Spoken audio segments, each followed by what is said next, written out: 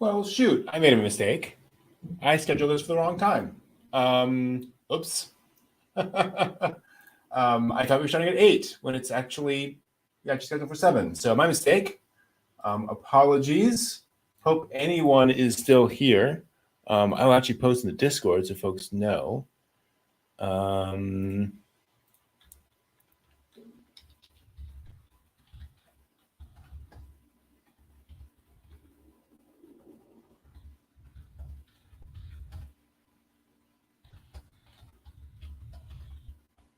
Started with the weekly dig now. Okay. No. All right. And we will get all the folks in. We will do the things. It'll be fine. We're all fine here now. Thank you. How are you? We are just waiting for Steve and John, who thought we were starting a little bit later. So hello, everyone.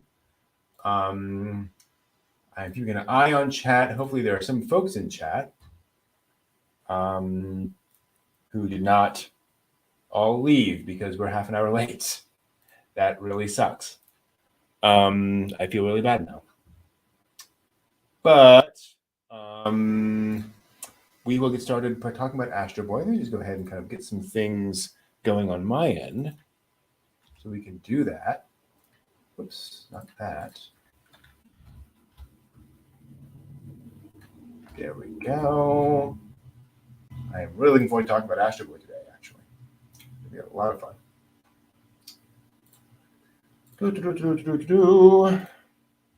Hey, John, we are live because I got our timing wrong.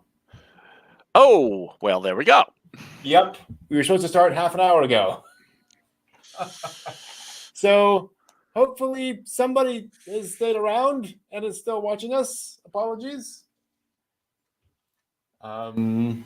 Maybe maybe what we were talking about with our new setup might be a good idea.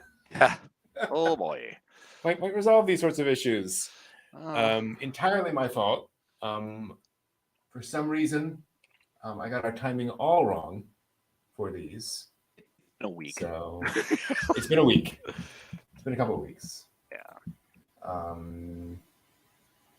So all of that kind of stuff. But yeah. Oh, hey John, in chat. Good to see you. We will get started as soon as Steve shows up. We took a quick break to kind of reset, and we're waiting for Steve to hop back on, as I'm sure he wants to grab dinner and such, which I probably should do, but I don't think I'll be able to at this point. Well, if you go grab dinner, I'll just sing and dance. There we go. That works. Hello, my baby. Hello, my... Never. Yeah. I wish there was some public domain stuff I could show, because that just seems to keep getting flagged, but it'd be fun to just pull up something ridiculous. Well, you could always play the public domain songs like they do for the ice cream truck. So just, green sleeves, happy birthday, stuff like that. Twinkle, twinkle, little star. I mean, that'd be fine. People would really lock into that, right? Oh, no. Anime archaeology's gone nuts. They say on the internet, all that matters is consistency. So we'll just sing terrible, children's songs every week. It'll be fine. All we have to do is get the transcript from Samurai Cop. No. Exactly. Oh, no. Miami Connection? Miami Connection. Thank you. Okay. And then we can just sing those songs. There we go. I like that. Mm-hmm. Yep. Friendship, honesty, loyalty. Yes. Oh, yay. Taekwondo. Yes. Now that we're here with all of our friends. I thought Happy Birthday was copyrighted. I don't know. I was thinking all the songs that I hear the ice cream truck play. Yeah. Green Sleeves is always the one that comes to mind. Yeah. I'm like, why is that? And then I swear there's some other Christmas songs, and I don't know. It's like, that's right. Let's see here. A U.S. judge finally ruled on Happy Birthday. This was back in 2015, and said, "No, of course it's not in copyright. That's ridiculous." Yeah. Now Foolish the mortal. Ruby Tuesday, happy birthday, happy, that might be copyrighted, but the Probably. regular happy birthday Probably. song isn't. I will give the folks at Warner Chapel Music credit.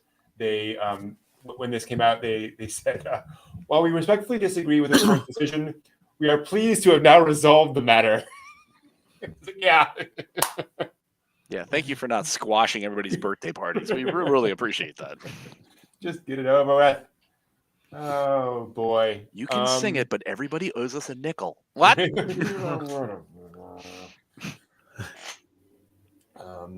Yeah, that's things are weird. Well, hello everyone. Well, hello. Welcome to the Weekly Dig. It is Sunday night. For anyone new to the stream, this is a live show where we dig into anime, old and new. I am Brent. These are my fabulous co-hosts, John, Konbanwa, Mina. who is muted, and I am. I can't hear you unless I mess something up. Oh. And Steve. Hi. Oh nope, something's wrong on my side. Did I? Okay. Did I do something weird? I can't hear either of you. Great. It literally just happened. What did I do? Did I do something? Technical difficulties. Great. Can folks in chat hear you? Hear you all? Why would that happen? Anybody? Is anybody out there? That isn't working. Whoa, how weird. I'm gonna real quick mute and unmute you guys. Okay. What's going on? They can hear you. Why? Okay. I'm not hearing anything on this end. I got everything plugged in. Okay. I've got my audio going there. All right. So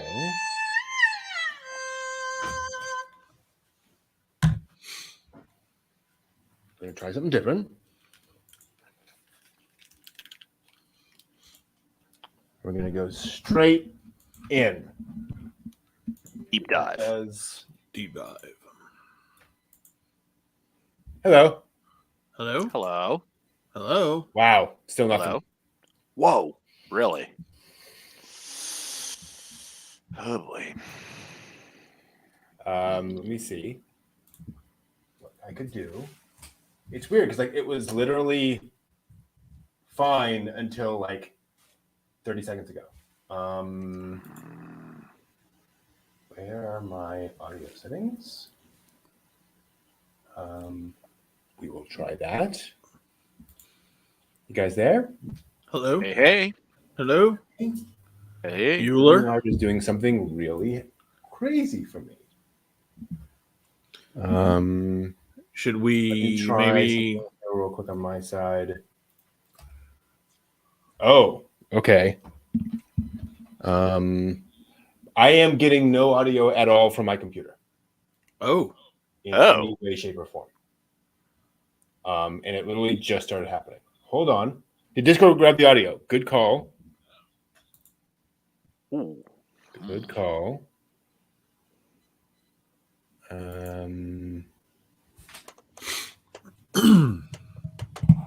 is that? Going appears voice and video. Device. Input volume. Mic test. Doesn't seem. Maybe. Can I switch that over? Try that. Let me just kill Discord for now. How bizarre. Discord. My computer is really weird at the moment. It's so busy Apologies mining for the cryptocurrency.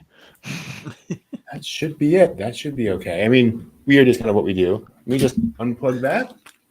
Do that. So you all can hear me. Yes. Yes. I just can't hear any of you. Let me play a little bit of Astro Boy.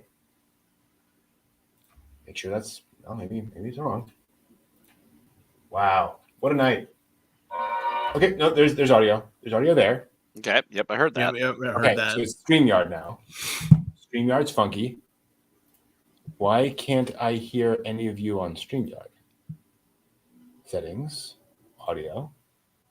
default speaker.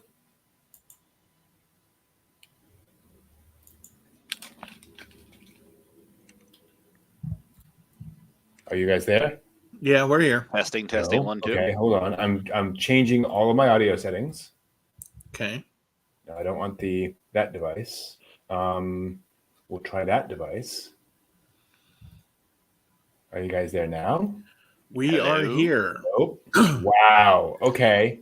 Okay. Should we just kind of close down and then restart?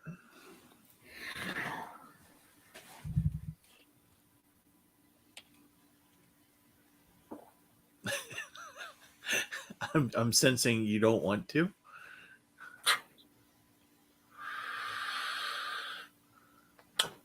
I'll be right back. All right. Can you hear me, John? I hear you. I'm here. I'm here as well. Bueller. Do we also bail out, or do we wait for Brent to bail out and then come back? I do not know. Yeah, that is the weekly question. I was like, what do we do here? Well, now's the time, Steve, for you and I to sing and dance. All right, hang on. Let me get my tutu. Let me get my.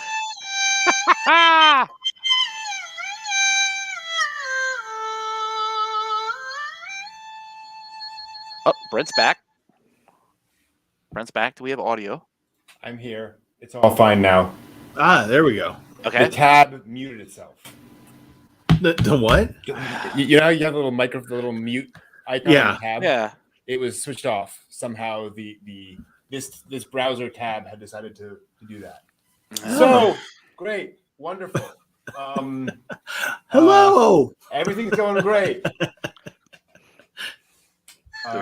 There's no reactor leak at all. Yeah, exactly. Yeah, at some point, it's just kind of like, okay, just never mind. Just goodbye, everyone. Technology sucks. I hate computers. I'm gonna go live in the woods. Yeah, exactly. Can I just not do the thing? Oh right. my! We can get started though, because it is worth talking about.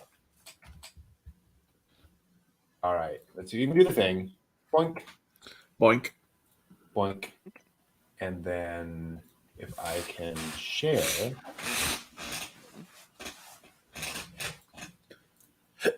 Look at that. All right. Okay.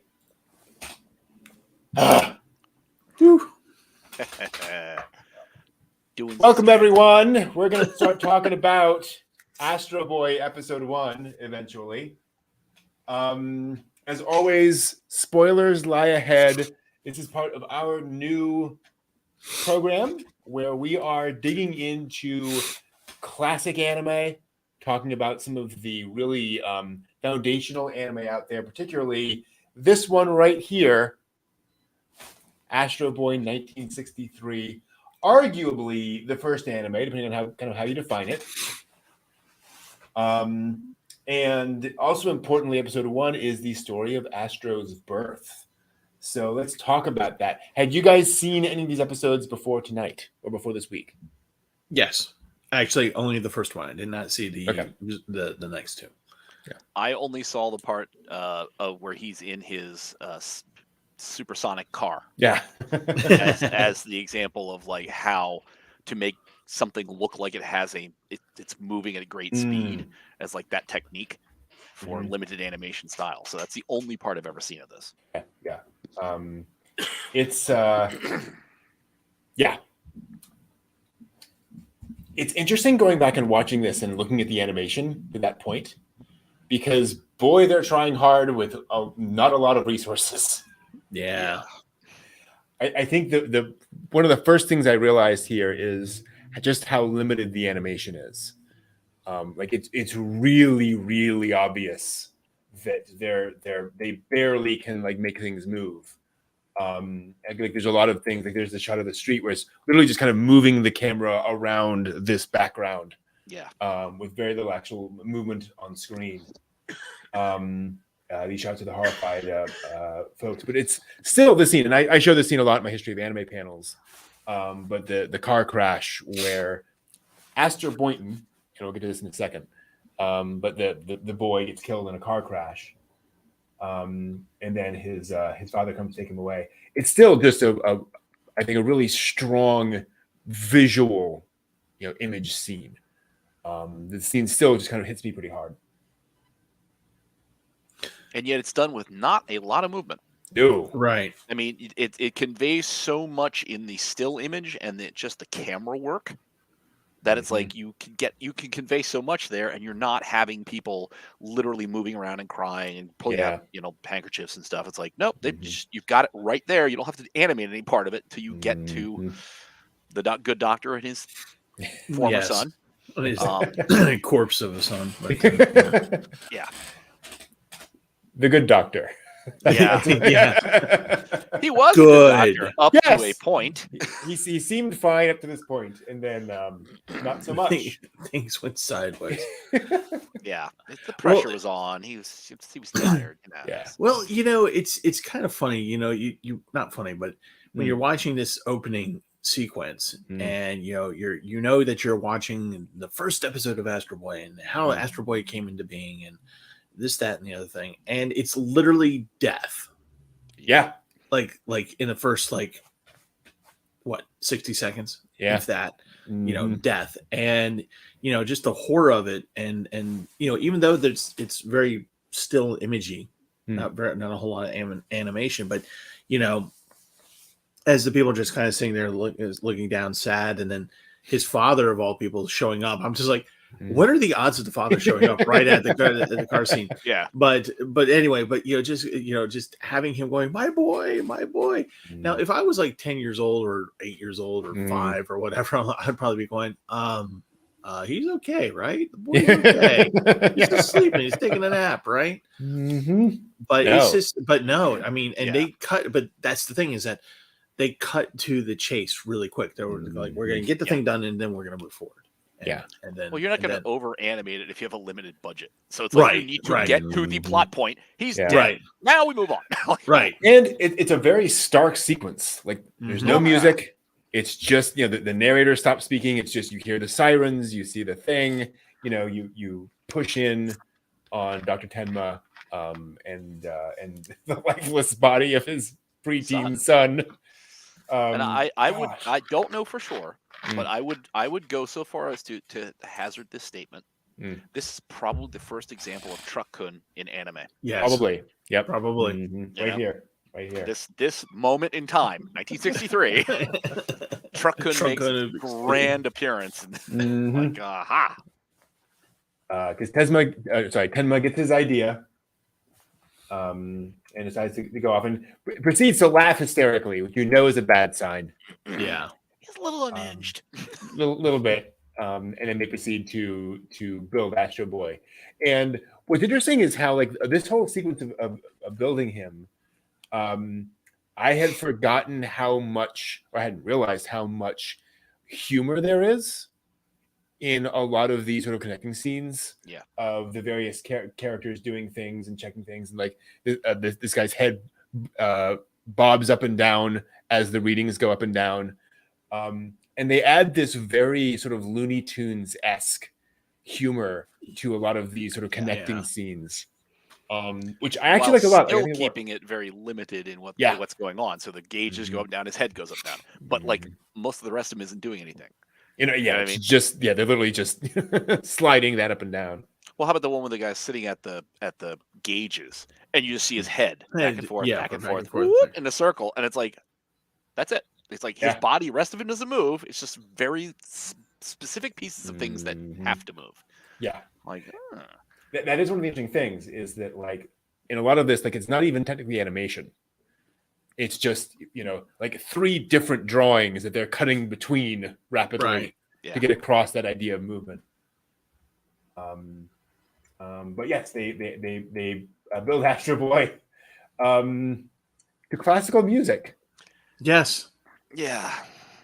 Yeah. It's still like Phantom of the Opera at that moment where he's very just kind of much. like, here we go.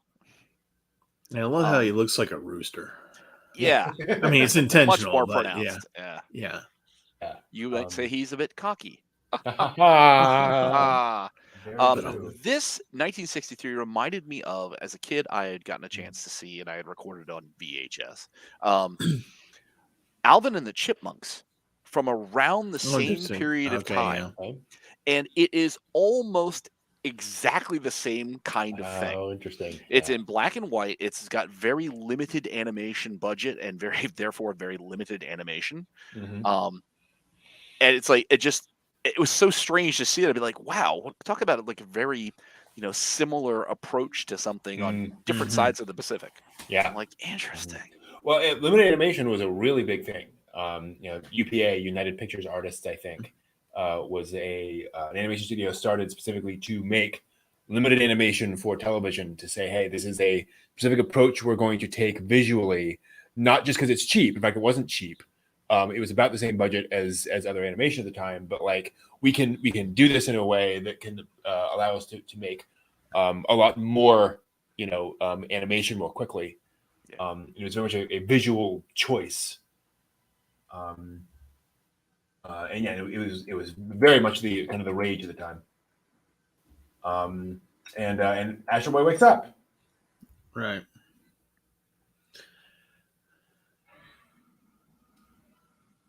Takes his first steps. Tries to figure it out. And we get this really interesting visual of Astro just kind of very stiffly walking over to Tenma and then kind of collapsing in his arms. And this very kind of human element of Tenma, while Astro still being just very stiff and rigid and eyes open. And I love what they're kind of implying here, this idea of, these two things are not meshing. No. Yeah. Yeah, I know. It's almost like Astro Boy is like sitting there just going, I need an adult, someone help. But no, seriously, it's you're right. He's very stiff and he's just kind of like he doesn't know. A child, a normal human child, reacts to the stimuli around and responds. It's like, oh, this person must be my mother, whatever, and there's the latching on to things. Astro Boy doesn't latch on to anything. Nope. He doesn't understand it at first, and it takes him a while to figure it out. Yeah. And it's just, and then just to see Tenma standing here, just like, oh, my boy, my pride and joy, and you're just like going, this is not going to end well. No, this is not going to be what he hopes it to be. Mm-hmm. And it's just, I think it's just like really interesting. Like, and this is for the next couple episodes as well, where there's this effort to get the story across as quickly as possible, and just to make you slam it into your head and get you to think about it. So when they take time like this, then that's like a visual cue almost of going, oh, I need to pay attention and to figure this out, because everything else is going to move quickly. Yeah, absolutely. Yeah, it's very important. Which I mean, the whole thrust of the show is to get action boy adventure. Right. I can totally appreciate getting to the action boy adventure part, but man, there's so much story that's just in these first 3 episodes. Yeah, you could have done seasons on that. Yes.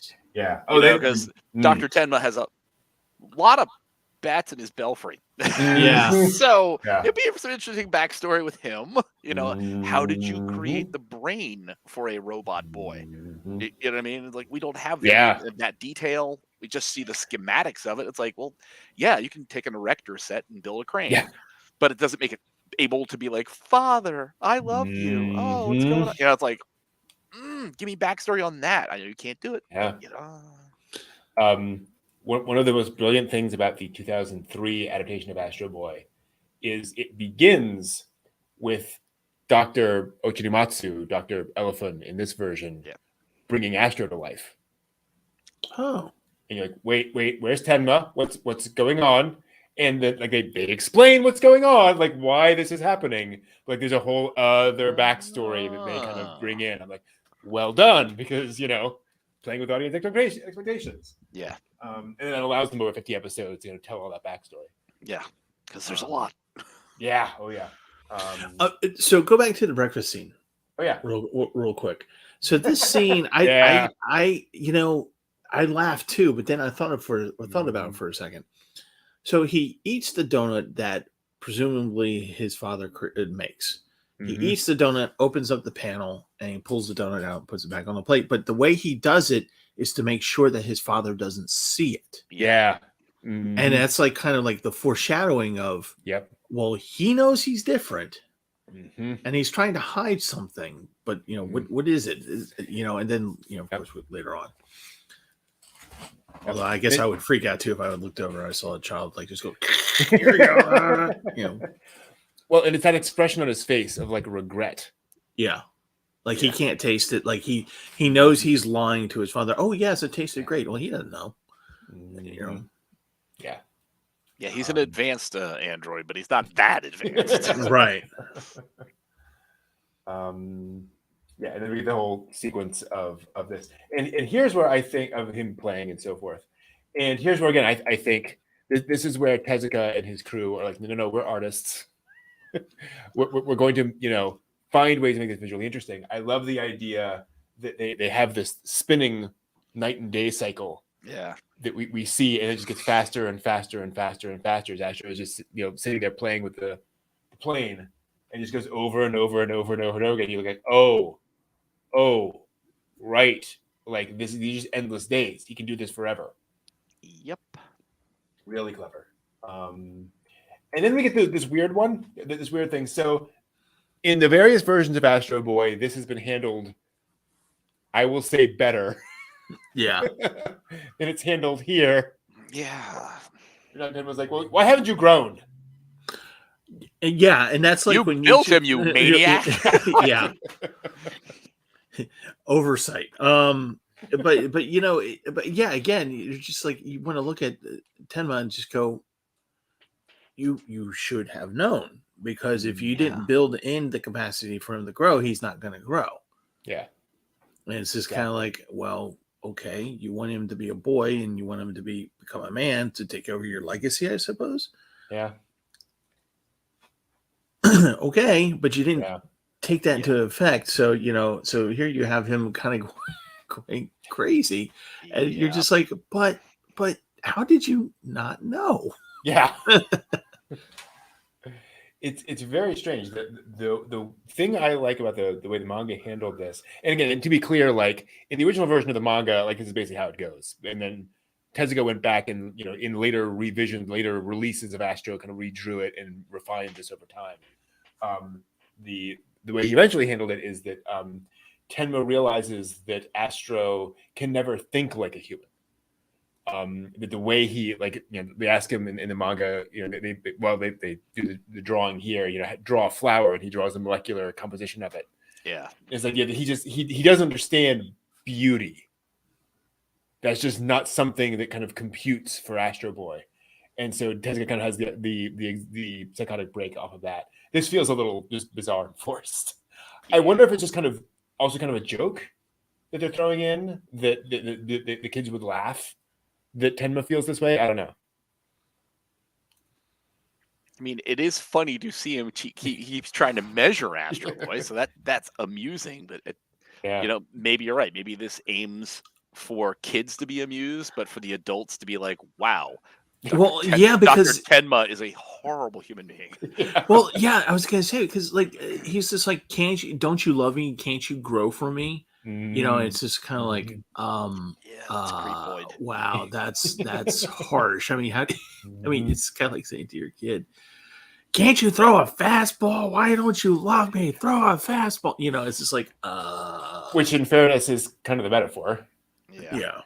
If you love me, you'd win. What? Right. Yeah. And again, more of the background there, we see him being measured, as in no background. There's nothing. You got a shadow, and the shadow is only the platform that Astro's on. That's true. Dr. Tenma is not throwing any shadow. The actual post to go up and down doesn't throw a shadow, just that little slice of the actual platform shadows. Yep. And it's like, boy, that's real limited. Yeah. Yeah. They didn't have time. Clearly.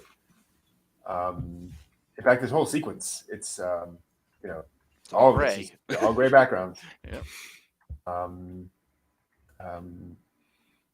Yes, and eventually he gets sold off to the circus. And again, I think I got another. Just Yeah. you go bananas and you sell your Robo Son. You sell him. Like, yeah. Well, and not hell only on? do you sell him, like I would, Mm. not that I would do this, but if it were me and I, wanted to sell the thing, then I would sell it to like, another nation, a corporation, or Mhm. something. They sold it to this guy. How about misappropriation of state property? Right. This is the scientific institute that, like, Dr. Tenma has gotten every scientist and all of this stuff to develop Astro. And then he sells the product. I'm like, what Mhm. madness is this? Yeah. Like, other than his, Tenma's, crazy. But yeah, but other just- than that, it's just like, I'm gonna, build the world's most advanced tank, machine thing, and then I'm just gonna sell it out from under the army. Like, you can't do Gosh. that. It's almost like Japanese politicians and business interests would do something kind of like this at some points. I don't know. Yeah, Just saying. maybe, perhaps. Developing things like TVs and radios and then selling it out from underneath the research facility that was government owned. Maybe. Very strange. You get the whole circus thing, and John in chat is correct. It's a very Pinocchio-esque plot line Yes. here. The toy he wants from a boy, all that kind of good stuff. And then you get the fight with Astro, and I will give them this. Like this was a pretty well animated fight. Yes. Given everything. There's some really cool stuff here with this kind of bull robot fighting Astro. Yeah, their mechanical design team was just terrible. I didn't believe that bull robot at all. Just awful. And of course, Astro refuses to destroy him because robots. Understandable. And here's where we get to see Professor Elephant in the English dub, Professor Ochinomatu in the original Japanese, protest the cruel treatment here. But he still bought a ticket, didn't he? So yeah, absolutely. I mean, I'm sure that ticket talked all about Astro Boy being here. But I do appreciate in here the whole idea that the professor gets ticked off and then he realizes he can't do anything. He has to leave. There's no big dramatic rescue here. He's like, well, you kind of got me dead to rights legally. I kind of have to live with this for now. Yeah. It sucks.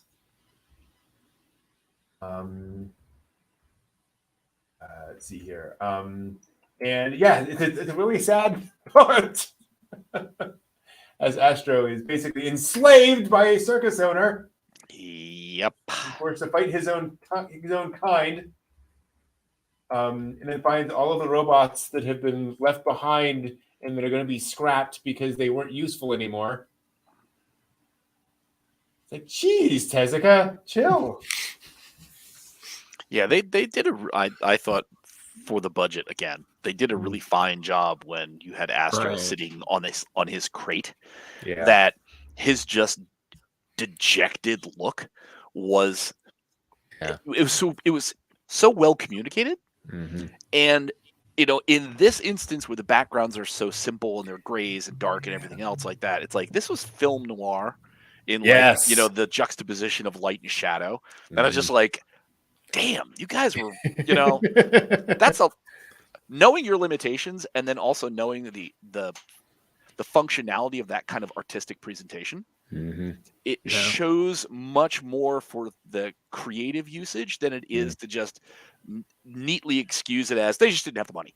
It's like, they didn't, but they were not sacrificing the art. And it's like, that's really cool. I kind of really appreciate that. And especially because, like, on the one hand, these were images that everyone assumed would disappear forever. Would get broadcast once. Yeah. And no one would ever see it again because that's what television was like in the 60s. And so on the one hand, and this is, I think, endemic to anime as a medium, this idea that regardless of that, we're going to make sure that we figure out how to use the medium to its greatest effect. Those scenes where it doesn't matter, we don't need the backgrounds. That's fine, as long as it gets us where we need to be. And then here in this moment, we make sure we communicate what we need to. It's really cool. And so we get the whole circus sequence, which I thought was really fun. The long panning shot of all the robots walking past and all the weird little things they're doing. Again, very How the Grinch Stole Christmas kind of oddity. Well, what was it from Rocky and Bullwinkle? Ace of Fables or whatever it is. Fractured Fairy Tales. Fractured Fairy Tales. Yeah. Where you get all the elephants and the guys walking by in the little Department of Public Works dude with his little cane. It's like, that's what reminded me of this. And I'm like, oh, here we go. Yeah, totally. And so bad things happen. Astro and company have to save the day. And again, another kind of, in the midst of this natural disaster and all of this, destruction and flames everywhere, we still get all of this comedy of all of the robots like picking up all the humans. Yeah. At least they took the high road on that and didn't just like you see them throwing body parts in the bucket. Yeah, exactly. Like, oh, that's terrible. At least they're entire people. That's a good thing. Mm-hmm. Yeah. The asteroid again saves his quote unquote master, but runs out of power in doing so. And again, to your point, John, like how much they're packing into this episode of plot. The fact that we saw earlier that Astro shared his power with the other robots, so they would be able to move, and now he's in crisis because he can't, because he's out of power.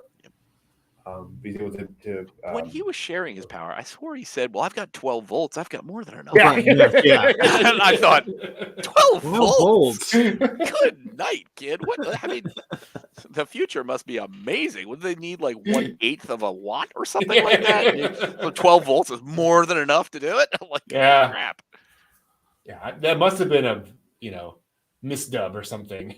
Yeah. Well, that's what they thought that the year 2000 would be. Yeah. 37 years later, of course, 12 volts would be able to power anything. An entire city. Oh, okay. It's not the voltage, it's the amps. Oh, I got you. But it ends with the announcement that robots cannot be owned, and thus Astro is free and decides to go off with the professor. So when this little sequence happened, and the circus owner learns that there has been a public outcry and robots have done their thing to gain their freedom. Did this not remind you of Metropolis? The anime. Oh, wow. Yeah. Because, in that story, they, the robots are also kind of wanting, they're very much segregated from society, and there's places they can't go and things they can't do and stuff like that. And so this is the germ of the idea, I guess. But, but to have this and then just to turn it around and just kind of go, well, Skynet is here now. So, no, but to have that and then to wrap this up in a nice little bow, because you really did present early on the idea of, well, he is a product and he is legally not a thing, like he's sentient, but he's not recognized as a sentient being. So now he is, and he's free. Yeah. I wonder if Tezuka was concerned that kids wouldn't quite understand all the ramifications of this, and so he kind of rushed through this at the very end. Yeah, because I think we know there's a whole lot that could have gone into like how do robots get rights. Okay. Yeah. I mean, those are things that crop up again and again and again. Like, Time of Eve. Yeah. What I mean? Androids, are they a thing? Beatless.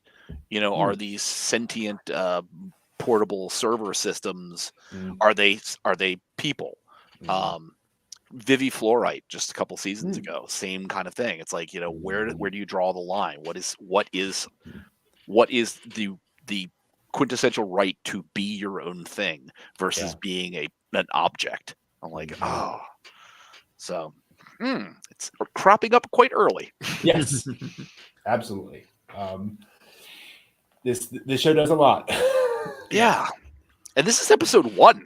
Yeah, exactly. Like, jeez. Well done. We've come so far that now one fight in Dragon Ball can take like 8 episodes, and here we have everything in one episode. Yep. Yeah. Damn. There we go. And Astro gets his freedom. You also have to wonder, like we were saying before, the fans. Now, and to Edmund's point, there hadn't been an origin story for Astro up to this point in the manga. So this is kind of the fans' chance to see that. But I think they all kind of knew where this was going. So it's kind of interesting how this could be one of those things where they're like, okay, and done. Like, we're just going to kind of elide all of the ramifications of this and just get to the end. Or it could just be they're like, we're done. Right. We just drew 23 minutes and 48 seconds of animation. Time to wrap things up. Who knows? Well, did Tezuka ever, I wonder, think about going back to like arc off? So arc off the discussion of like, how did robots get rights? Who was the forefront of this?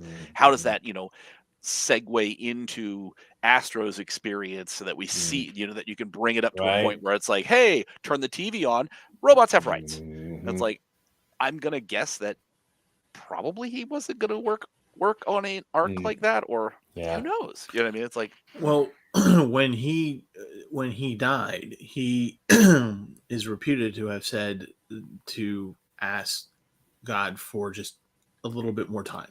Yeah. To continue to draw, because he had so many. I mean, there's a reason why he's the father of manga, because he's just everything. He did everything. He did so many different stories, and I think that he probably just kind of had to edit his own brain and just kind of go, okay, I have all these ideas that I want to get out there, and keep in mind that he was trained as a medical doctor. By the way. So, he goes, I want to get all this out there. Am I going to worry about this? Like to your point, John, am I going to write a story about that? No, I'm going to do this. I've got 60 other stories running in my mind. Yeah. Tezuka's complete oeuvre, according to Wikipedia, includes over 700 volumes, encompassing more than 150,000 pages. Yeah. Of manga. Well, damn. Yeah. So I agree. I think that this is one of those things where it was like, that is one of 8,000 ideas I have, and it just never gonna happen. Well, it's one of the reasons why like Naoki Urasawa can come back and do Pluto and kind of redo the greatest story on Earth, the greatest robot on Earth storyline from Astro Boy, because it was like, well, there's space. Like there are all these sorts of stories you could tell with this and fill in details of what was happening with this detective and this side story, because there's depth to the story, in the world. Any other thoughts on episode 1 of Astro Boy? It was a lot. It was a lot, but it was really it was very effective for what it did. The sort of long story form that you get out of 193 episodes. Right. All that listed. I'm like, oh, good night in the morning. To that point, this could have very easily been One Piece.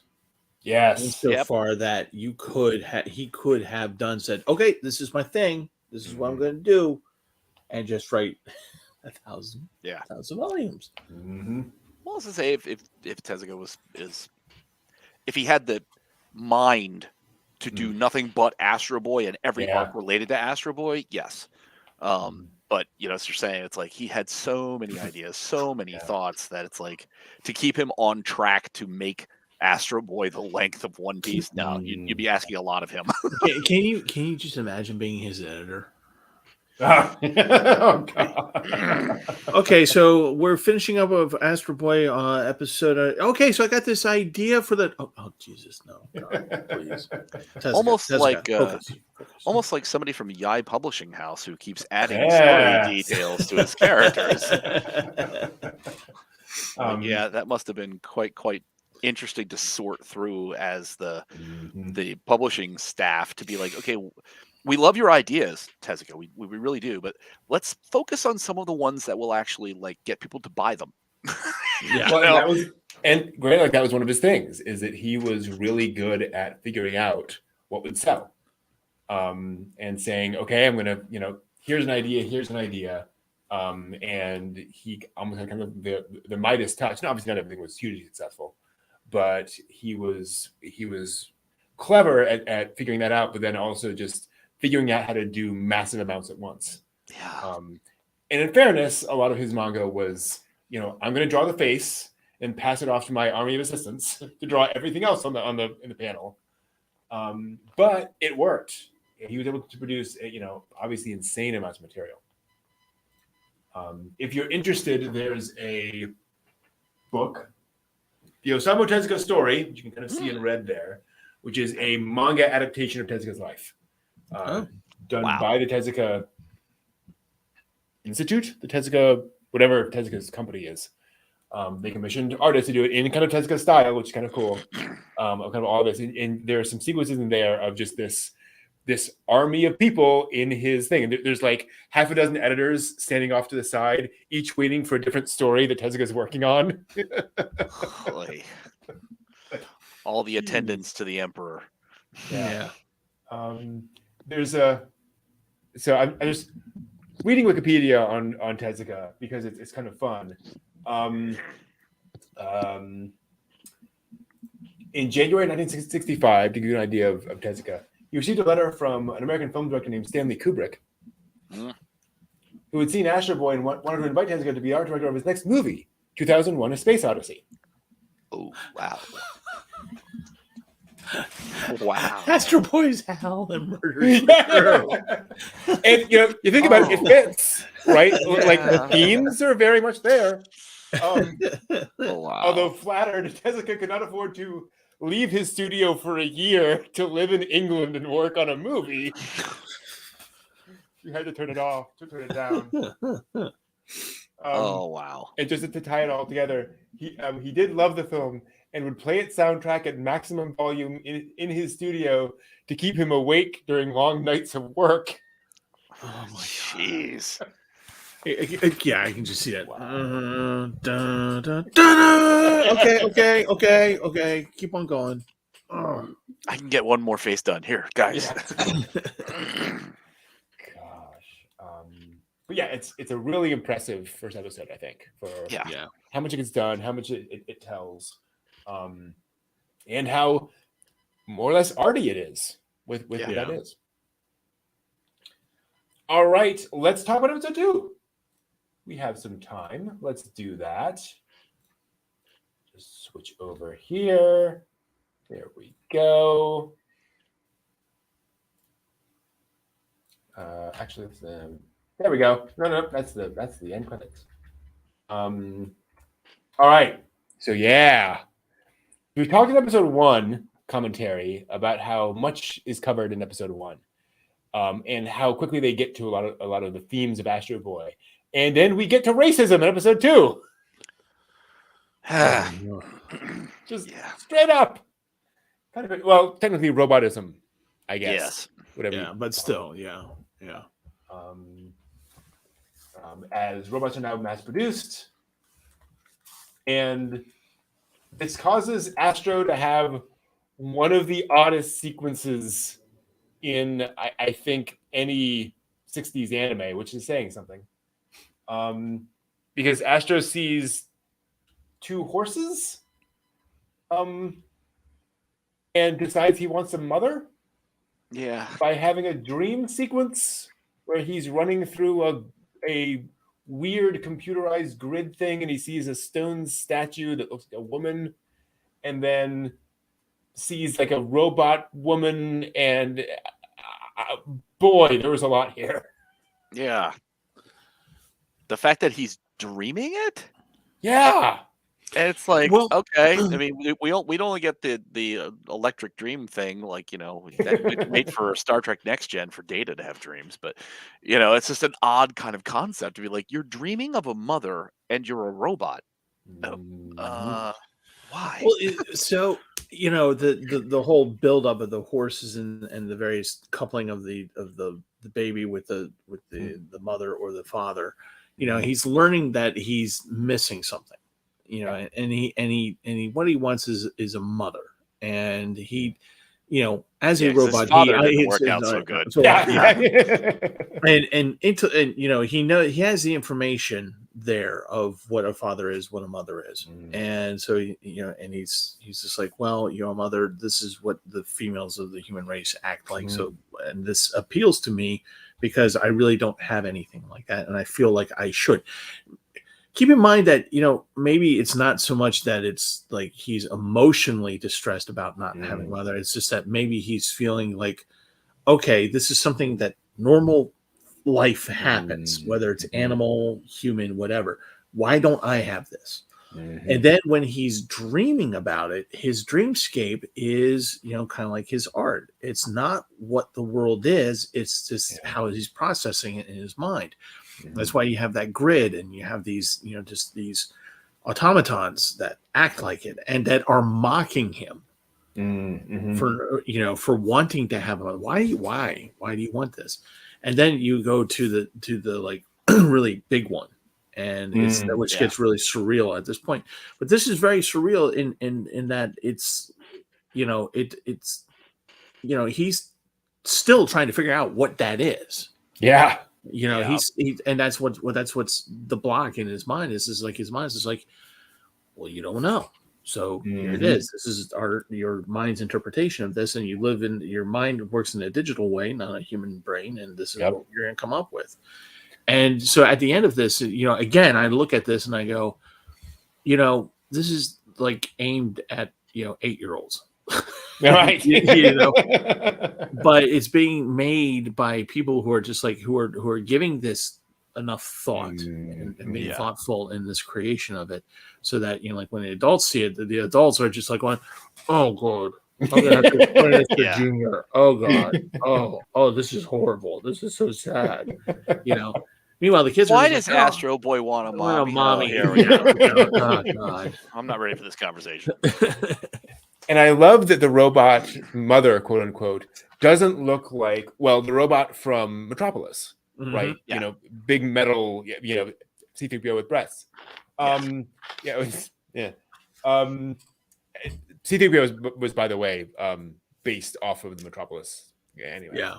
But it's clearly like an industrial machine. Yeah. That Astro's kind of interpolating into this figure. It's just really fascinating. Well, a lot of this imagery as well, like the broken rocks in the background, the grid kind of surface. Yeah. It's very reminiscent of some of the Marvin the Martian interesting. cartoons from Warner Brothers. That a lot of times you see Bugs Bunny in the sort of Martian scape, and that would have been, I think, some of those were the 1950s. But it's grid layout with kind of weird structural shapes and stuff like that. So it's like I saw that and I'm like, wow, I wonder if there was a little bit of a Warner Brother influence into how they laid this out. Oh, that makes me so angry. My PU-58 space modulator. Tell me, boss, why do you want to blow up the Earth? It obstructs my view of Mars or of Venus. Or Venus. Oh, okay, that's good, Doc. What? Yeah. The Illudium 234 space modulator. There we go. So they then proceed to build a robot mother and father for Astro, or beginning construction of that. And this was interesting because this is something that doesn't really go very far, isn't taken very far in the manga or the other anime adaptations or anything. They're just kind of there. But it's this idea of normalizing Astro to what it is like to be a person. Right. And I like that the professor has, or the doctor has this idea of, I'm doing this so that Astro can feel more normal, if you will. Obviously this is not going to be an actual mother and father for him, but he has an anchor, if you will, to normality, that will work for him. Whether that is smart or not, I don't know. Yeah. We'll see what happens when you have robots with robots helping robots. It's like, things start getting a little weird. Mm-hmm. But then, of course, robot goes on the rampage. There is a malfunction and a totally not Frankenstein robot. Yeah. He is incomplete. Complete. Gets up and runs off, and you have the fight with what is in the English termed the armed guard. Yes. Yeah. That's good. It's terrible. Oh, like really? Again, anime for 8-year-olds. Like, yeah, Right.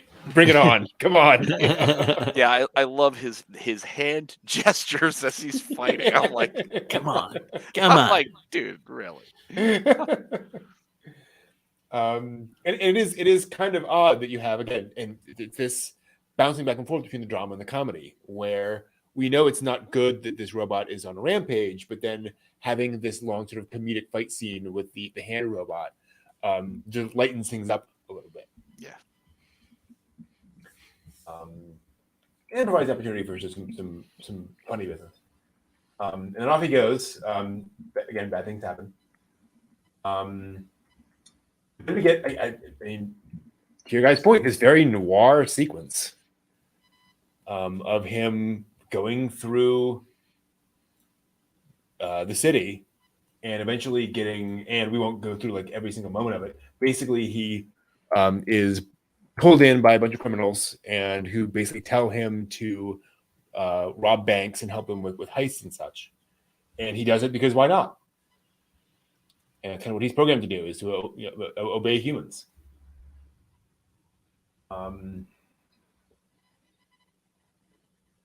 But of course, the downside is that everyone assumes that it must be Astro doing it, because who else could possibly perpetrate all these crimes? And Astro looks so much like him. Right. Yeah, right. It's a giant gorilla of a robot. Oh, well, this like 10-year-old small boy must obviously be him. Okay. Obvious. Yes. And you have Duke Red here, quite wonderful for the prosecution. But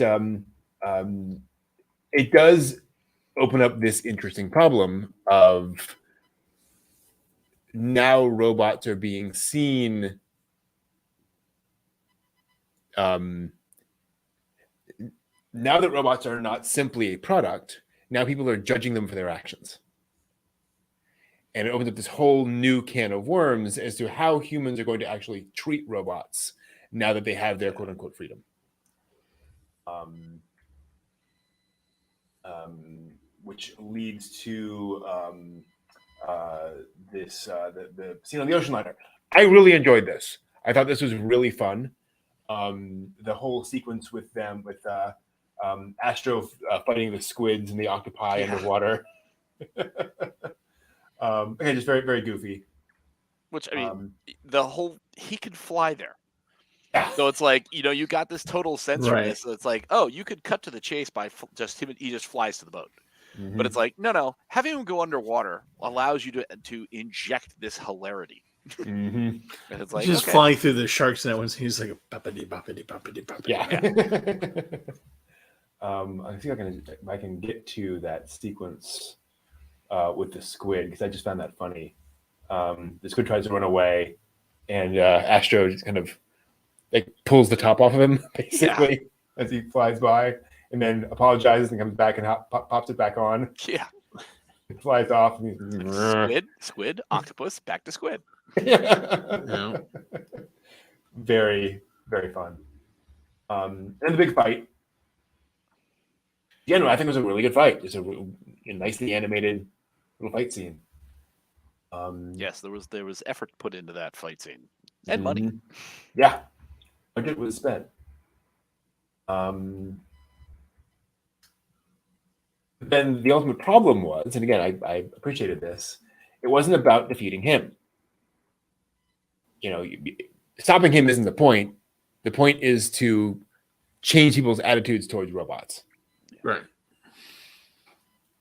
I think it's kind of where it all goes at the end.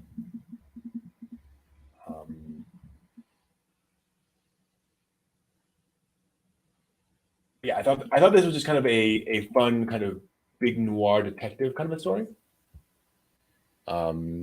With this twist on how robots are being treated by humanity.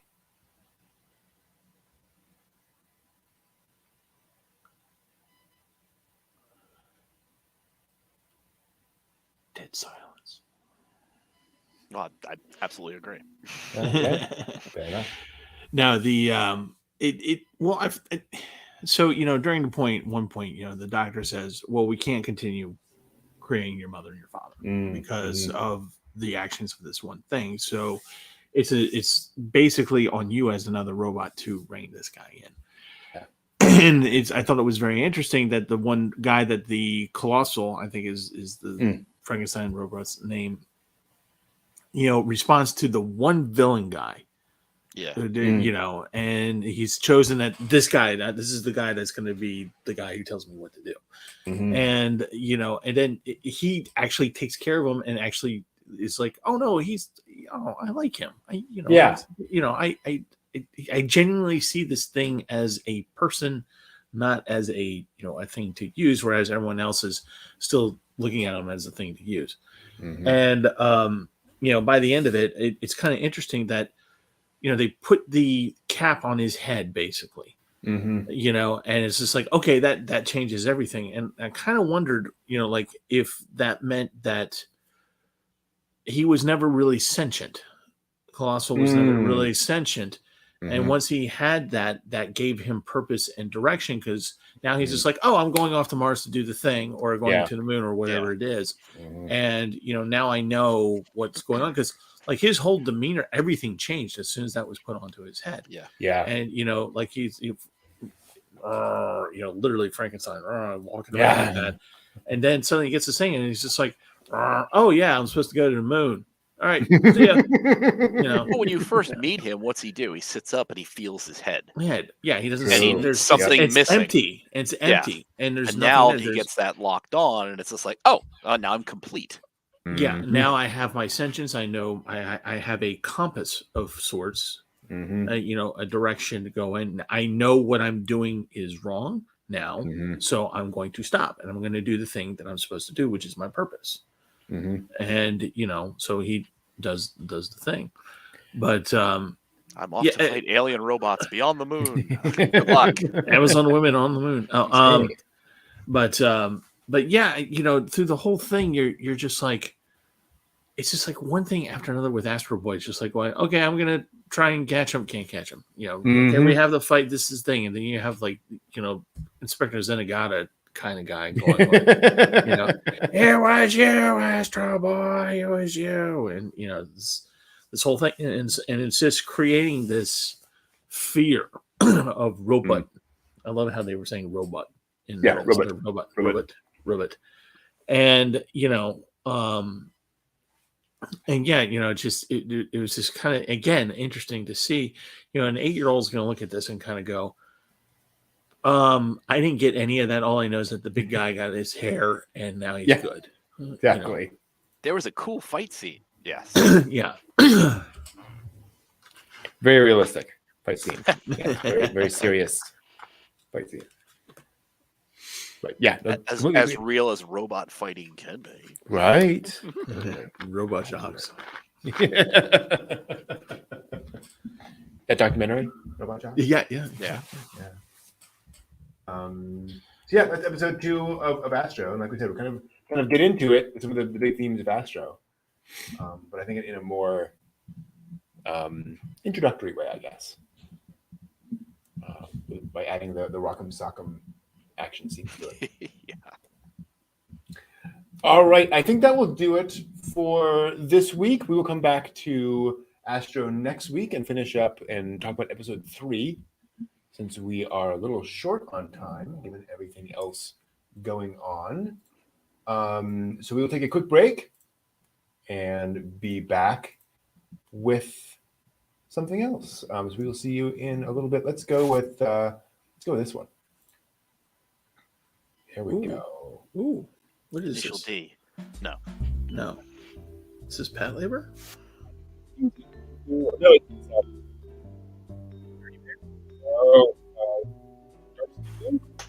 was it?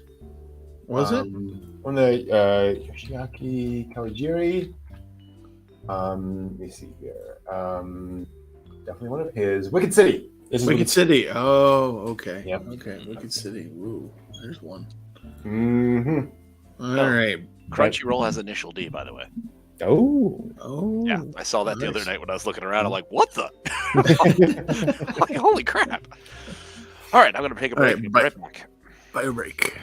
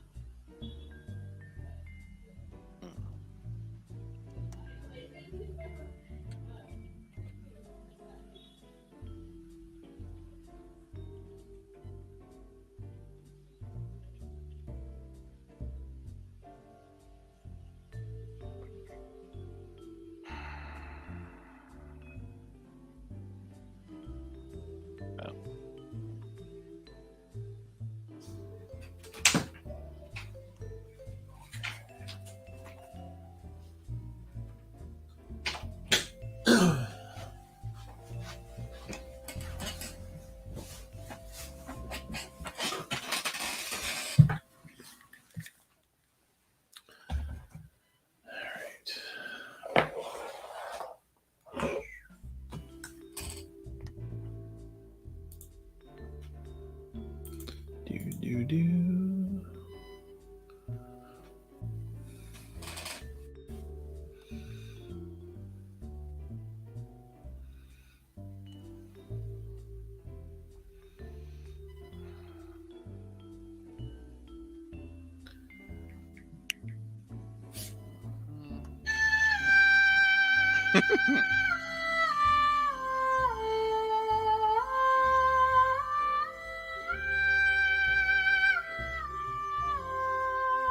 Steve's got the old theremin out again.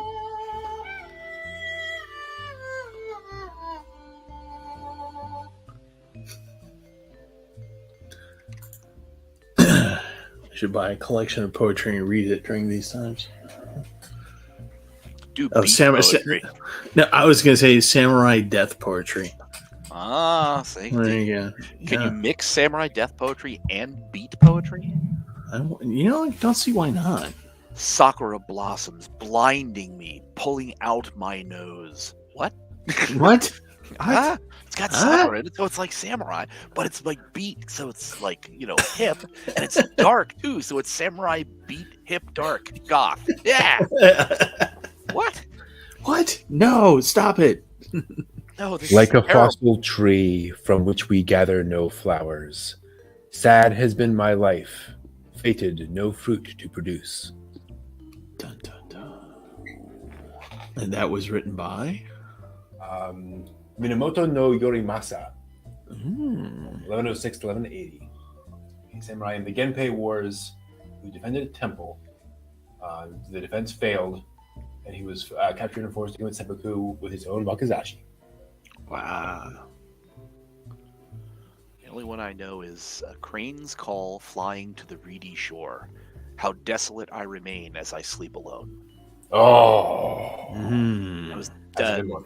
It was by somebody. I think it was the artist's name was Tajihi from the 6th century. Mhm. So, why I remember that one, I don't know. But thank you, college Japanese class. I learned a thing. Here's one that would work well in Genshin. Let's go ahead and come back a little bit. Both the victor and the vanquished are but drops of dew, but bolts of lightning. Thus should we view the world. That sounds a lot like what A says. Yeah. Yes. There is something about the eternity, but humans, they are like the drops of dew, ephemeral. Oh my god! So we need to get the English voice actor does Zhang Li to read Samurai. Yes. Poetry. Oh yeah, hell yeah. Osmanthus wine, after all. Still tastes the same. But where are And those? John in chat, the cat is okay. I didn't kill the cat. The theremin did its thing. Let's take a moment to talk about the anime we've been watching lately in a slightly revised segment. We're going to talk about some of the anime we've been watching the past couple of weeks and go into those. First off, John, I know you've been looking at some of the upcoming anime from this coming up season, which we will be doing an anime watch party in a couple of weeks. We got to schedules, we got to align. Any call outs yet, or still just kind of getting a sense of things? I really, I'm starting to think I might enjoy Reincarnated as a sword. It's Tensei Shitara Ken Deshita, and it's stupid and goofy, but I like what they're doing with it.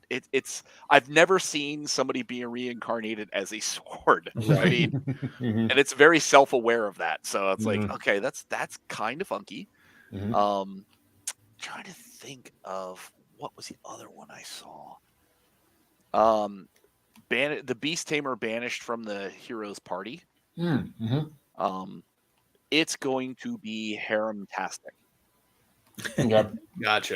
You know what I mean? It's the one harem beast taming show of the season. So that's where it's gonna go. And there was another one where it almost is exactly like Katarina Kleiss. Where a woman gets reincarnated in her favorite otome game, and she's going to die at the hands of the demon lord. So she figures out the only way to really prevent that is to woo the demon lord, marry him, and not die. Okay. I'm like, okay, it's cute enough. It'll keep me interested, but it's like those are the three so far that I've seen, and then there's second season stuff that's already launching as well, like Mizaki-chan and stuff. Some of those where it's like, oh my goodness, Spy Family episode 13. So the second part of Spy Family is starting up. So I'm like, oh, here we go. I think I'm on episode 5. Yeah, That's where I am too. Yeah, keeping up with that. Yeah, cool. Steve, I understand you watched a movie. I did. I had lucky enough to have an art house near me, like literally within 4 blocks of walking distance, show Akira on the big screen, on, movie screen, and which was really, really kind of nice because I've never seen it on movie as many times as I've watched that movie. I've never seen it on the movie screen. I've seen it on a video presentation at like Otakon or something. Okay, yeah. But nothing like this grand with the sound system behind it and the whole 9 yards. And it is if you have the chance, if anybody out there in Chatland has the chance where it should show up at a movie theater near you, it is worth the time and effort to go in there and watch it, because you're going to see it in a whole different light.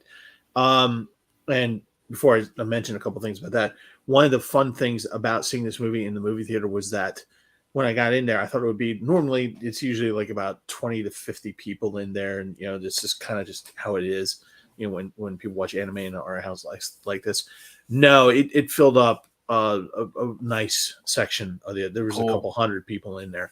And it was just really kind of fun to see the people who had never seen Akira, and they were with their person who had seen it. Probably dragons go, "How could you see this thing? You know, how could you see?"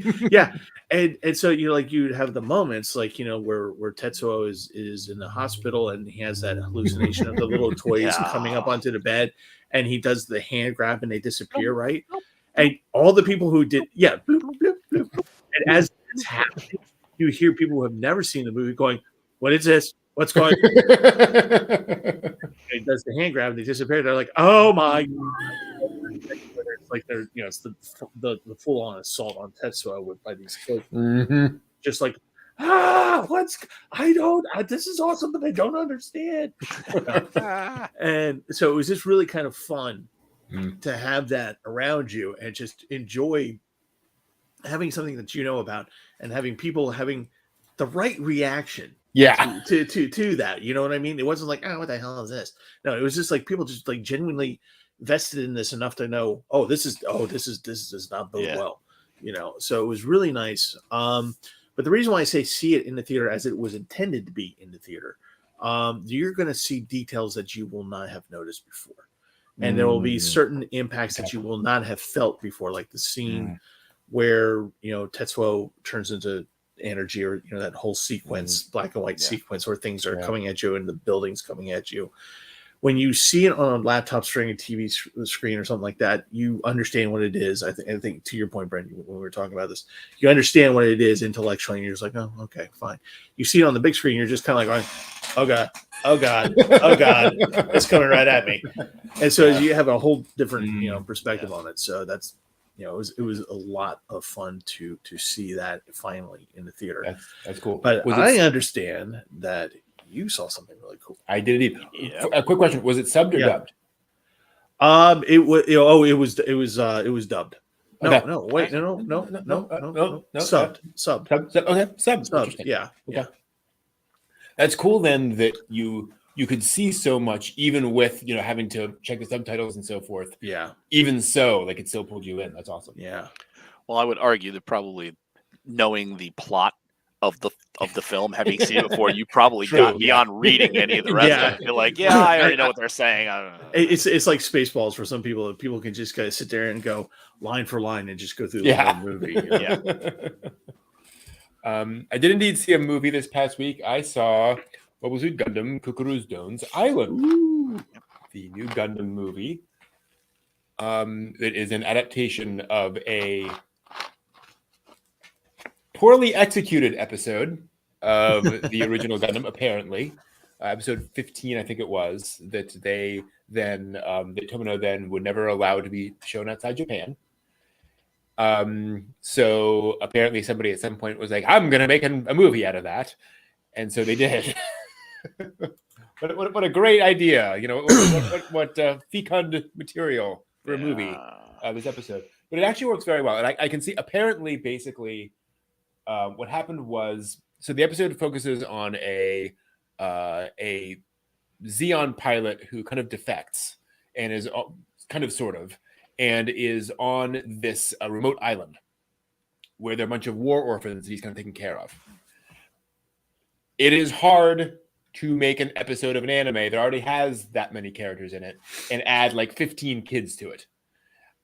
So I suspect the animation just fell all to pieces in this as they're trying to show all these kids running around and get all that kind of stuff. That's apparently what's going And I think it works really well as a movie. They have the time and the space to let that episode breathe, introduce these characters and spend a little more time with the kids and introduce them.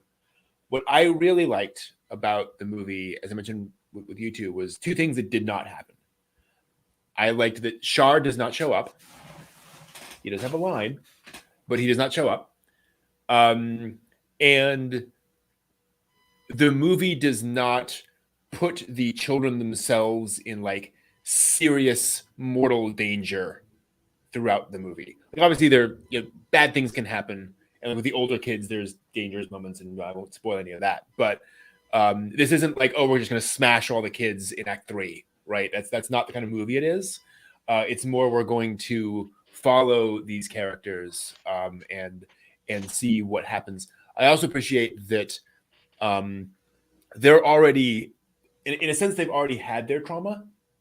So this isn't about them being traumatized by what's going on. Obviously, it's a difficult thing that's going on. It's tough. But this isn't Grave with the Fireflies. Right? It's not that kind of a child war story. Really budget mecha animation, high budget character animation. And I just found it to be very engaging. It might be a really good first Gundam for people. If you want to get into the franchise, watch this to give you a sense of that, give you a sense of the characters. Another thing I'll point out, and then we'll move on. I was actually talking to another Gundam fan about this, and what he found interesting is that they actually kind of address some of the elements of the series that have become a little dated. So, for example, Slegger is in it, and he's a sexist jerk, and he gets like slapped for that. Like, people do not put up with that in the movie. One of the things I really liked is that the bridge of white base is much smaller, and it's all like gunmetal gray. So it feels a little bit more like a submarine, bridge than this massive wide open space. It's like the size of a football field. Space battleship Yamato. Right, yeah. 3 acres worth of like command bridge. Exactly, yeah. So that was, I think, was kind of cool. But it's still relatively large, but just adjustments were made. So really fun, and again, nice self-contained story. You don't need to have watched the original Gundam. You don't need to have understood all the stuff going on to appreciate the movie. Nice. Cool. Also read a manga this week called Dungeon Room, I think. Let me make sure I have that right. Dungeon People, excuse me. A young woman, her father was an adventurer and disappeared on the lowest level of a dungeon. When she was very young. He kind of trained her to be a thief like him. She has then trained herself to be a thief and has descended down to the lowest level of the dungeon, where she fights one of the big guardians on the lowest level of the dungeon, and does so well that the dungeon architect, who is a cute girl, appears to hire her to manage the dungeon. Okay. Wow. And this cute robed girl kind of shows up and, oh, I'm so glad you're here. I've been watching you for a while, and we'd like to help you. And they've clearly thought through all the elements of like how the dungeon works and its ecology. And like, for example, why do monsters always drop loot and like gems and things? That's an actual like whole world mechanic in the game, or in the manga, which then turns into this whole world building thing. There's a lot more going on with this dungeon and why it's there than you would think. It's really interesting. Also, like, the question of what happened to her father remains an open question. Like, he disappeared on the lowest level of the dungeon. No one's talking about what happened to him. She still wants to know. That said, it's basically a comedy. I mean, obviously, the premise. And the style is kind of more webcomic-y. It's not hugely detailed. It's fairly simple. I would say You know how sometimes you read a webcomic and the artist is like just skilled enough to get across what they're trying to do for their genre? That's what this feels like, right? Like the artist is kind of stretching themselves a little bit. It's perfectly enough. Like it gets across everything you need to. Right. But you feel like they're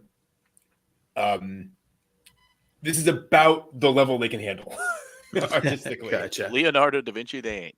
No, right. But I found it to be very, very cute and enjoyable. And again, just enough of all these different elements woven in of what's going on with this. Why is this?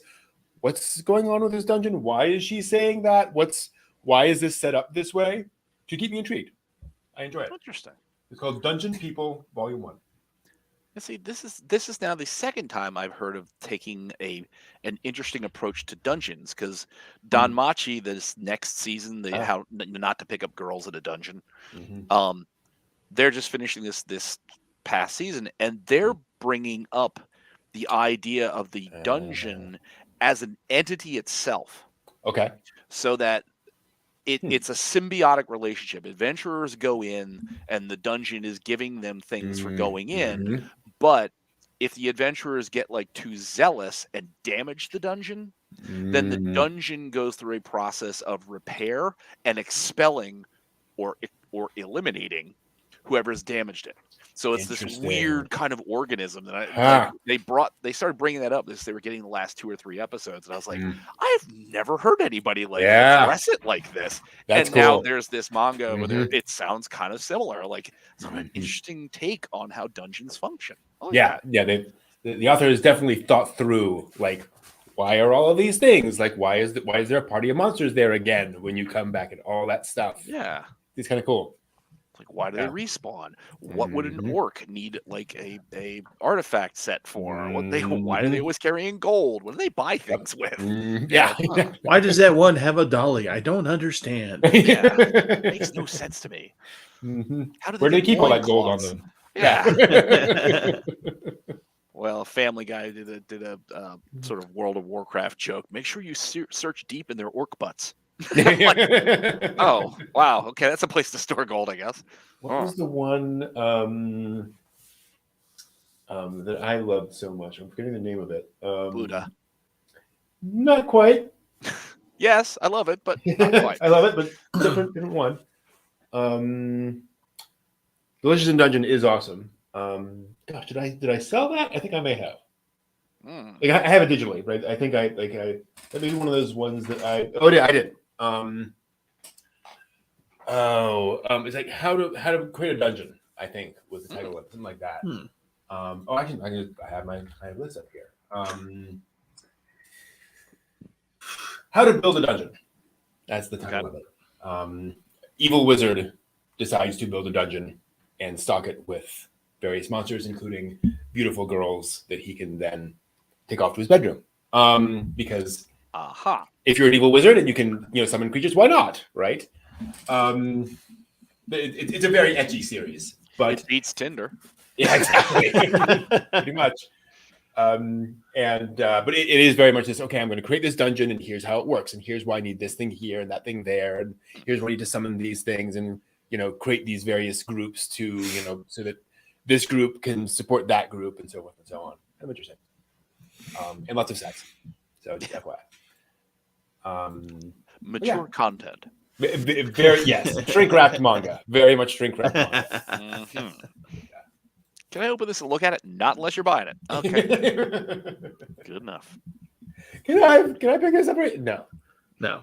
I swear I'm over 12. No, it's 18 and get out. Not gonna happen. Did I hear that?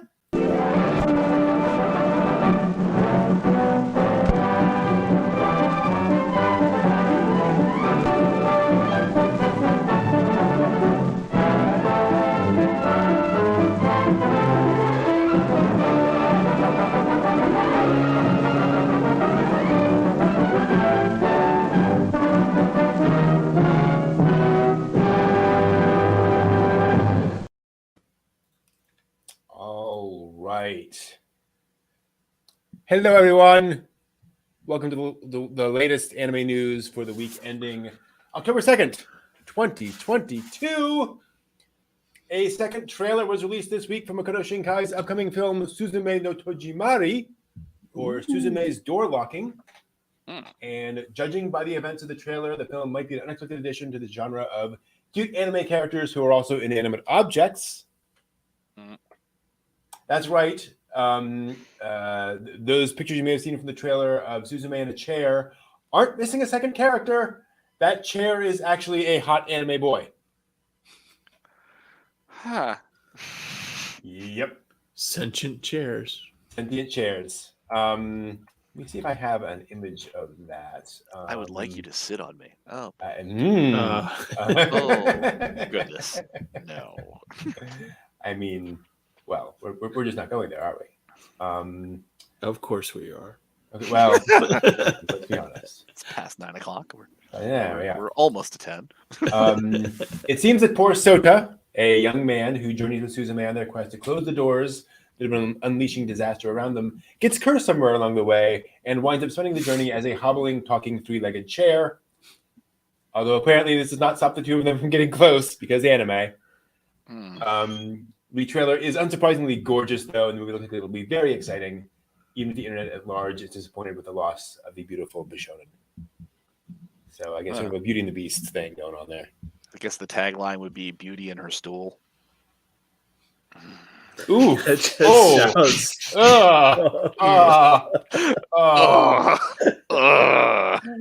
I mean, technically, a three-legged chair is that a stool? It's true. You know? Yeah. Oh my god! Exactly. God. I do wonder if Shinkai is just kind of pushing himself a little bit to say, okay, you know, I've done all of these cute teen romances. Let's just make him a chair. People love chairs. Chairs are great. Who knows? Maybe I can finally sell my game, Sentient Chairs. There we are. Yep. Yes, There the tie-in. The tie-in Yep. works. Have your people talk to their people. That's right. And watch them say, no, thank you. No, we're already getting enough flack for the protagonist could be in a chair. Yes. Can't do this. The Pokemon franchise has introduced lots of memorable human trainers alongside its pocket monsters over the years, such as Ash, Misty, Brock, and Ed Sheeran. Of course. Why not? Sure. The singer released a music video this week for his Pokemon collaboration song Celestial, which will be featured in the upcoming Pokemon Scarlet and Videos games, along with scenes of it with Ed in the real world, along with groups of imagined Pokemon. The video features an animated sequence paying homage to the climactic events of Pokemon the first movie, but with Ed Sheeran as a Pokemon trainer instead of Ash, complete with riding in on a Charizard and turning his hat backwards before heading into battle. Holy. I mean, in fairness, like, if you're a Pokemon fan, you know, and you're doing a music video, it's a Pokemon thing, would you not insert yourself? Yeah, I would. Yeah. Still, though, it's kind of funny. Like, move over, Ash. I'm coming through. Yeah. It's so funny. So there's a, oh gosh, I'm forgetting his name. There's a Japanese singer named Gact, who's sort of a J-rock, J-pop artist, who turns out to be a huge Gundam fan. And he got the chance to do the theme song to the Zeta movies, the kind of reanimated movies for Zeta Gundam. And so when he did the music videos, like, he's literally in a normal suit in a Gundam cockpit singing for the entire music video. Like, he just totally dressed up as a Gundam pilot. I'm like, you go, man, you go. Yeah. I'm living the dream. To give you a sense, and this is one of these like classic sort of pretty boy, you know, J-rock artists. There's a rather epic interview with him where they say, "So you're a fan of original Gundam?" Well, yes, I am. I understand you can mimic the characters rather well. Well, yes, I can. Can you mimic this character? And he is able to exactly mimic pretty much every character from original Mobile Suit Gundam and like do their lines precisely. Wow. And it's like, do Kai, you know, do Amuro, and like he's exactly matched. I'm like, yes, you are a fan. Impressed. Wow. Speaking of fans, everyone's getting excited about the upcoming Urusei Yatsura anime remake, including Lawson, the Japanese convenience store, who's asking the really important question: what if Lum's horns were actually snacks? That's stores... never occurred to me ever in this life. No, that's always on my mind. No. The store is releasing special edition confections and goods themed around the classic anime, central of which are collaboration boxes of popular chocolate-dipped biscuit snacks called Takenoko no Sato. These sweets are actually designed to look like bamboo shoots, but it turns out they fit pretty well as Lum's horns, too. Each box also comes with a magnet, Takenoko horned Lum, and a number of other themed goods will also be available throughout the collab, of course. So, yes, now you can eat Lum. Oh, we're not at 10 o'clock. I went there. Yeah. I mean, her horns. Yep. Anyway. Mm-hmm. I mean, it's not the weirdest thing ever, right? No. Like, it's okay. She has this distinctive shape. Cornets, all sorts of different things could be. That's fine.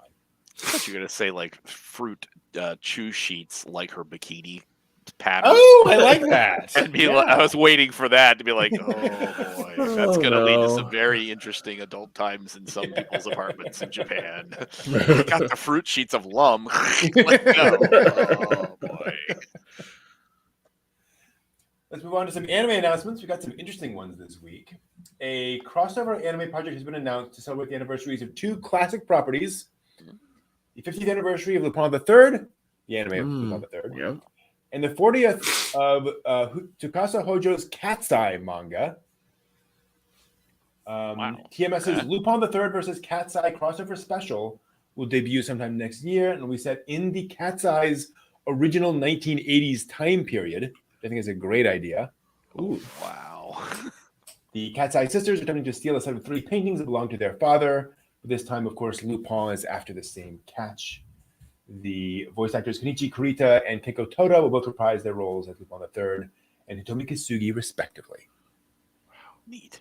So I wonder, the thing is, like I think back to the Lupin III versus Detective Conan special, where they had to be really careful balancing that to make sure that, like, neither of them like overshadowed the other and neither of them won, right? And all that kind of stuff. I wonder if they're going to have the same kind of feel there. I don't know. Like, how do you do that? Well, which is the bigger franchise? Yeah. Biggest franchise wins. If it's Lupin, then Lupin wins. Mm-hmm. Exactly. Or Lupin can be seduced. Yes. And yes, he can. Yes. Yes, we know he falls for that. All the time. A new original TV anime titled Revenger was revealed this week from visual novel developer Nitro Plus and distributor Shochiku.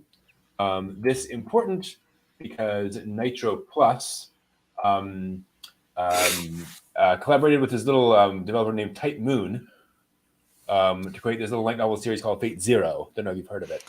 Yeah, I might have heard it in passing.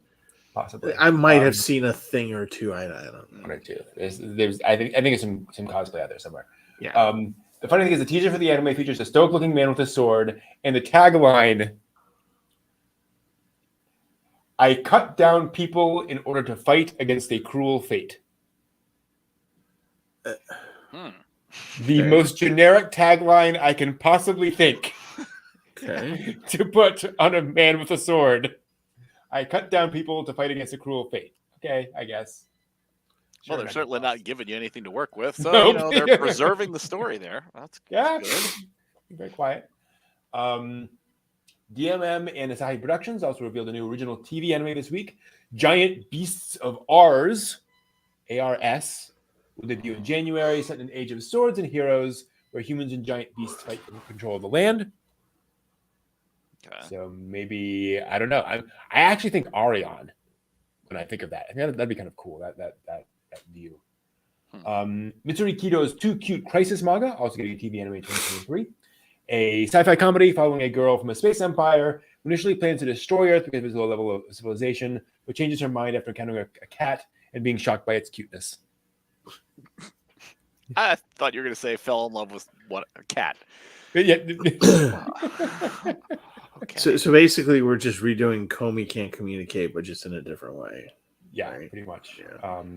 Or Mao-chan, one of the others. Yeah.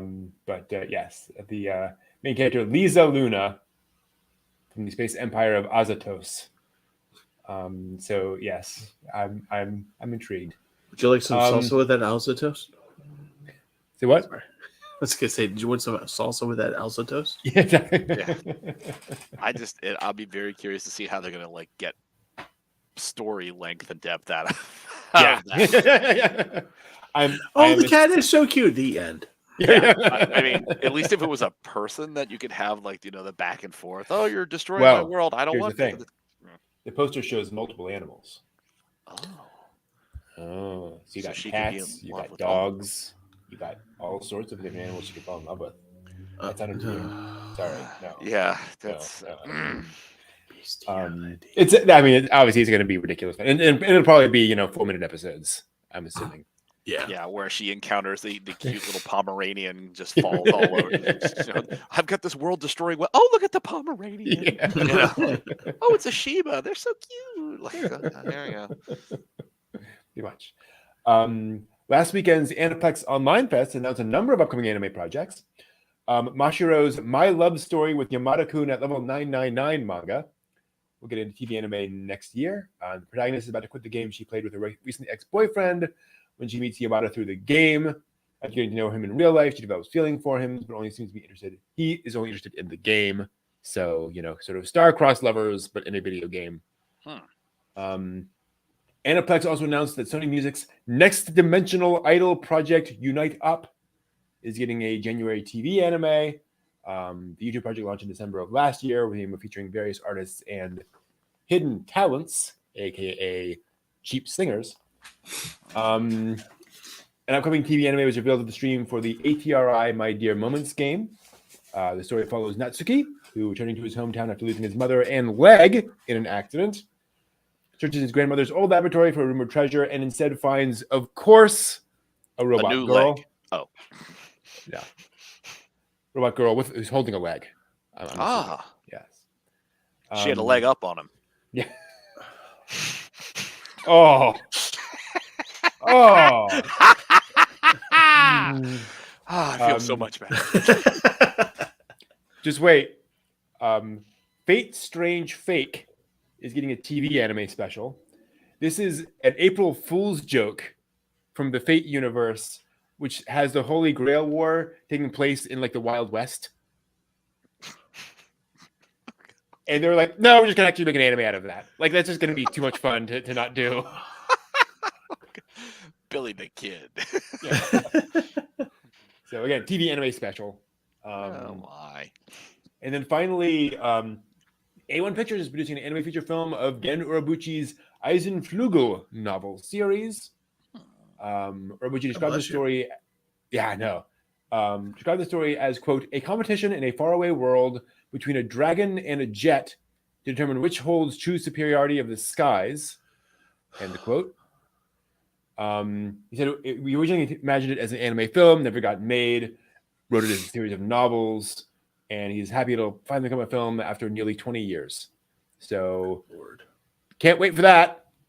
This gonna be like a John Henry kind of thing, I guess. I guess. I don't know. A dragon and a jet. Well, you see, there was, what is it? It was Hisano Tomasoton? Masotan? Okay. Hiso Tomasotan. It was about a Japanese self-defense force that had dragons. Okay. And they disguised them as jets. So that they would go up, and that was kind of the thing. It's like, oh, you're a pilot of a jet? No, I'm a pilot of a dragon. It's like, okay. I loved that show. It was great. It looked very cute. So it could be very interesting to see a jet and a dragon. I'm sure there'll be some reason why the jet gets its head chopped off in the first 20 minutes. Yeah, something like that. We'll find out. Gen Urobuchi, right? Yeah. Will there at least be some attractive people to look at before the head chopping occurs?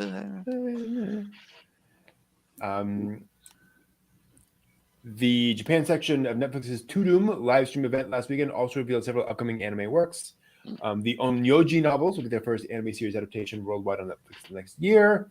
It began as a series of short stories way back in 1986. Wow. With 3 novels published from 2000 to 2008, a manga in 1994, and several live-action series already made. Netflix also announced an adaptation of the Onimusha Capcom video game, a Sengoku era survival action series. Basically, Sengoku stories with supernatural elements. Oh, Okay. It sounds fun. Finally, a new animated series called My Demon was revealed, with animation from a Thai studio named Igloo. It takes place in the near future after a nuclear explosion, hate when that happens, caused a brief overlap between the human world and hell, and it follows an elementary school boy who finds a demon in the forest and decides to raise it. Which sounds like a bad life choice to me. Not unless she's hot. I mean, we had Vermeil and Gold this season, so we had high school or school age boy with a summoned demon. We all know demons don't wear clothes. Exactly. Right. So you have that whole thing going on. And they're always immediately attracted to anybody who's nice to them. Yeah. You know? Mm-hmm. Totally. Yeah. No strings attached. No. No soul selling. No, not at all. Portents of doom. Yeah. Moving on to some other anime news, the Love Live franchise is no stranger to creating musical stage performances. This one will be the first time it branches out into a full stage musical. Ooh. They're calling it very creatively the School Idol Musical. It will begin its run in December and feature an all-new story, setting, and characters. Two rival school idol groups will star in the musical, with each of their leaders being the daughters of their academy's respective chairpersons, of course. When you're a shark, you're a shark. Did you say Baby Shark? No, stop. Don't get in our brains. They also announced the next mobile game coming. I love this. The next mobile game is called, get ready, Love Live School Idol Festival 2 Miracle Live. It will let you play every song in the entire franchise. Oh. So far. Okay. Yeah. And with the story featuring all 4 idol groups. That's pretty cool. Damn. Yeah. The One Piece film Red is still continuing its domination of the Japanese movie charts, having sold 11 million tickets since its August opening and maintained 8 weeks at number 1. Damn. All hail Luffy. As of last weekend, it has officially surpassed Ponyo to become the 6th highest earning anime film of all time. Now, is it crawling up the charts towards Mugen Train? Yeah, and the 11th highest film in general. Time will tell whether it continues long enough to surpass the biggest Ghibli films, and of course, Mugen Train, especially as it prepares for its overseas theater run later this fall. Oh boy! Mm-hmm. And in fairness, that is when Mugen Train picked up steam. Apologies, but you know that was where it kind of rocking it off. Picked up steam. Yeah. Speaking of upcoming overseas theater runs, G Kids and Fathom Events will be screening Evangelion 3.0 plus 1.0 Thrice Upon a Time in U.S. theaters December 6th, 8th, and 11th. That would be an experience. Yes, that would be. Yeah. It'll screen only subbed. Tickets will go on sale on November 2nd. But this isn't all the good news for Evangelion fans this week. As of the 23rd, Milan Records has released 2 albums featuring iconic music from the series, marking the first time both albums are available outside Japan. Nice. It is 50 tracks, 50. Jeez. It is titled Evangelion Infinity, which is accurate. And filled with pretty much every version of EM20, the battle theme, including the versions heard across the franchise and new reimaginings in a range of styles from acapella to chiptune. The Evangelion Vox album features 20 hip-hop and R&B remakes of Eva's music, with many different artists putting their own spin on some of the series' main themes. So, Fly Me to the Moon. Wow. Okay. That's pretty cool. 50 tracks, over 7 hours of music. I can't get enough. I mean, that's pretty much what they're all saying. I ended up sitting by myself in a room clapping. You okay in there? Fine, fine, done fine. I've seen Evangelion. Things will never be okay. Yeah, nothing will ever taste the same. Orange goo everywhere. Would you like some Tang? No. Weekly Shonen Jump revealed last week that the 37th compiled book volume of Hunter x Hunter will be published in Japan on November 4th, ending a 4-year publishing break. Wow. Yeah. Jeez. The manga currently has 10 chapters that have not yet been published in a compiled volume, so it seems safe to assume those will be in this volume 37. They were serialized in Weekly Shonen Jump from September to November of 2018. Togashi did tease back in May he's working on 10 new chapters, however, so hopefully those will be released soon as well. So they're kind of trying to get back on that that wagon again, apparently. 4 years. Wow, that's quite a break. Yeah, definitely. The currently airing Watcha Pre-Magi anime confirmed the series will end with its next episode on October 9th, ending almost 12 years of continuous broadcast. This is the Pretty series, Pre-Para, Pre-Chan, Pre-Magi, all those. Wow. The Pretty Rhythm, the original Pretty Rhythm anime. The overall Pretty series franchise has had an anime series broadcasting on TV without interruption for 11 and a half years, beginning with Pretty Rhythm into 2011. The franchise may be temporarily halting its TV anime production. The accompanying arcade game is launching in November. Wow. Well, I'm sorry, a new project in November, a new arcade game. And the franchise taking this time to prepare for its next launch. So, plenty more to come from the Pretty franchise, I'm sure. And finally, after more than 20 years as one of the biggest franchises of all time, Naruto finally has a website. What? That's right. Tomorrow is the opening day of the brand new NarutoOfficial.com. Wow.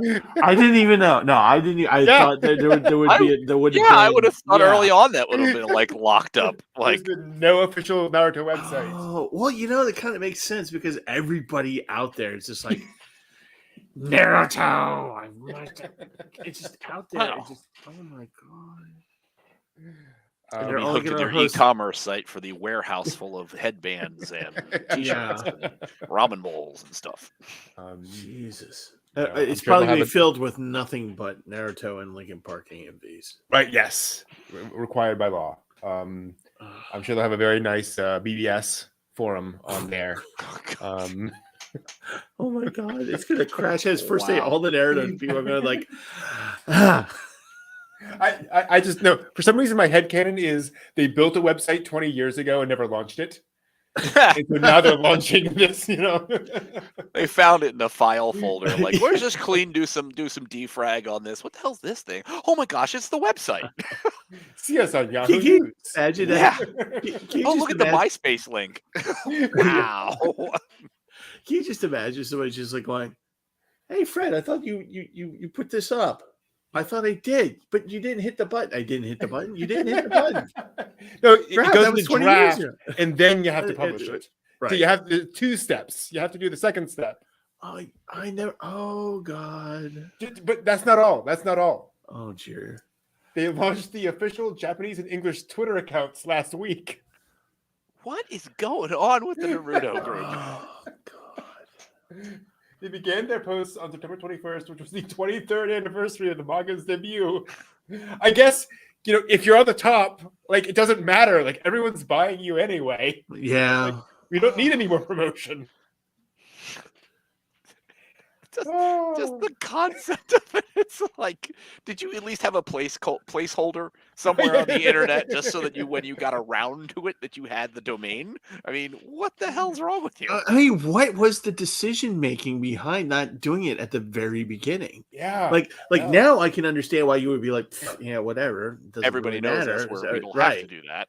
But at the very beginning, you would think, oh, we need to get our name out there. We need to have a website. We should get blah, blah, blah, blah, blah, blah, blah. Actually, John in chat, I think, has it exactly right. I think the publisher has now finally decided that the internet is probably here to stay. We should get started on the internet strategy now. We've had enough time to watch and observe. We feel comfortable that it has some longevity in this forum. So we thought it was going to fail for the first 10 years or so. Seems to be pretty good. God. I mean, Given what I've heard of like Kadokawa and the other publishers, it wouldn't surprise me. Oh, quick, somebody get on the fax troller. They've invented this thing called the Wired. The what? I have news from the publisher. The big broad sheet they're like just gluing up to the side of Kanakawa. Oh, let's read the latest news. What the hell's going on here?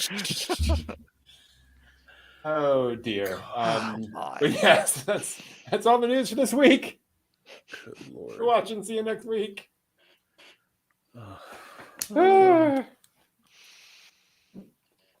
Is the line back? The line's back.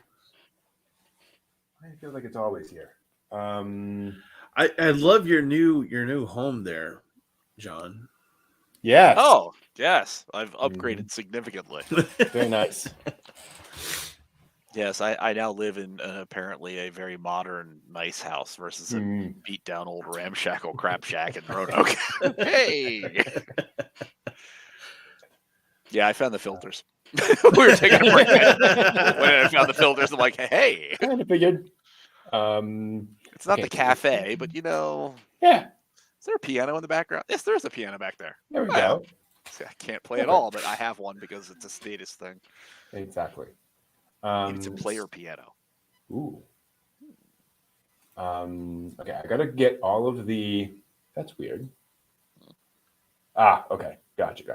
Okay, so there's not actually a ton of news. History. History, rather. History. Thank you. There is precisely one, to my surprise. Do I have that right? 18th through the 2nd.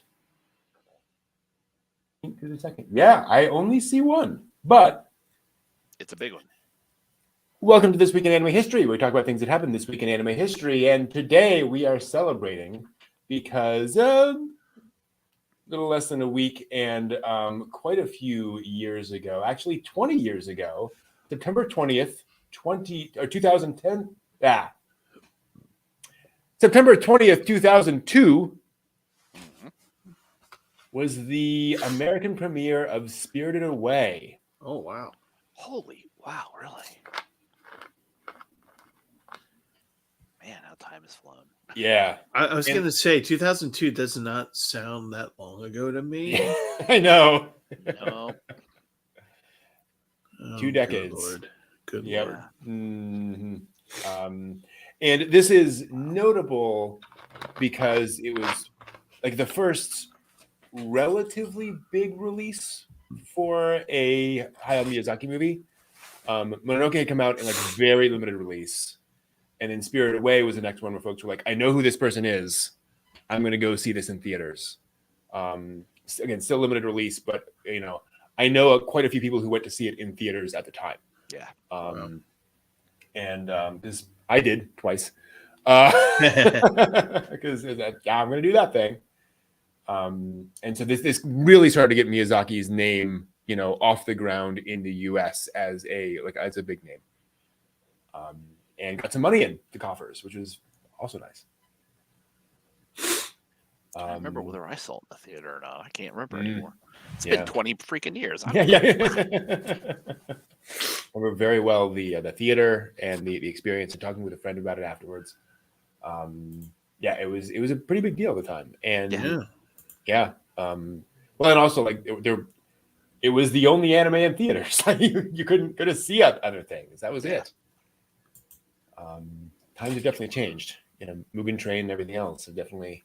There were no Ralph Bakshi things in the theater at the time. There was no Pixar stuff, no DreamWorks. Yeah. Well, you think this is pre Makoto Shinkai, Right? This is pre all the the new stuff. Like we're just getting. It's probably the initial early height of like One Piece and Naruto. One Piece was 2000. Naruto was 98, I think. Yeah. So, the big shonen series are big among otaku, but not in regular society. Yeah. Now there's a Miyazaki movie you can actually see in theaters. What a dream come true. Yeah. And now with all the internet and streaming services and all those things. Mhm. I'm also wondering. I should double check. Let me get my walker out. Back in my day. Studio Ghibli has a website. Oh yeah. Aha! They're getting on board. What's nuts, thinking about it now, is that movie premiered July 20th, 2001. So it took over a year for it to make its way over here to America and get out. Wow. Mhm. But to get into theaters versus all the VHS days where any Right. series that finished in Japan, it took like 5 years to get a Yeah. bootleg VHS. Yeah. So, still a miracle of speed for only 1 year. Yeah. Well, it also helped that John Lasseter convinced Walt Disney Pictures to buy the North American distribution rights and serve as its executive producer.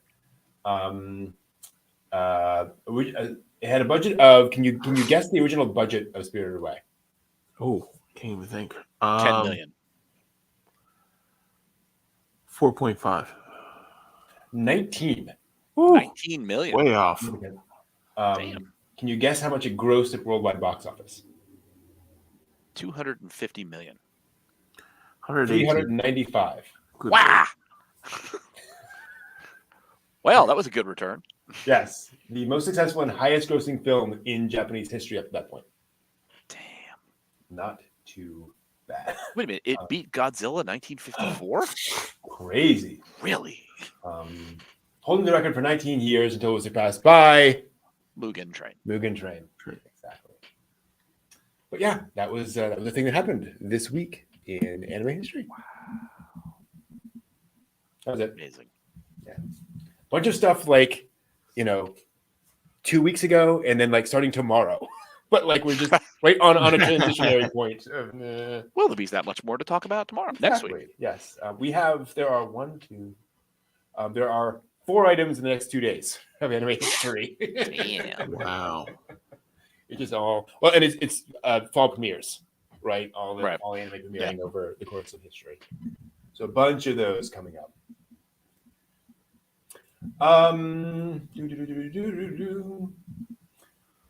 a good question, N-Man. Home video was pretty quick.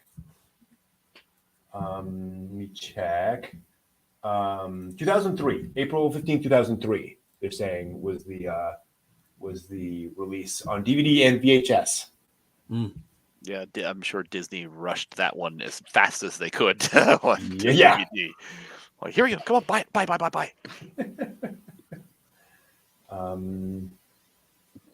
Then released on Blu-ray in 2015.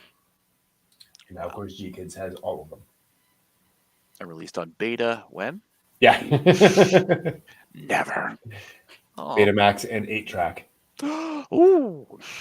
I saw a picture of honest to God, a record player that you would put underneath the dash of your car, like record vinyl. Wow. A record? 45. Wow. 45 size. Yeah. 45 record. Sure. So, and it looked like a CD player where you had to push it in. Oh, interesting. Yeah. Right. So it wasn't jumping around everywhere. Yeah. But it hung underneath your radio. And you attached it to the, you had to have someone that, attach the nodes, and you could drive your car and go, I want to listen to the Pac-Man Fever. and put your 45 in there, and it would play both sides because it had a needle above and a needle below. So you just chose which side. But it was just like this 3-pound thing that you put underneath your car or underneath your dash. Radio. Yeah. And it just hung there. So, I mean, so many people cause accidents by changing CDs in their CD players.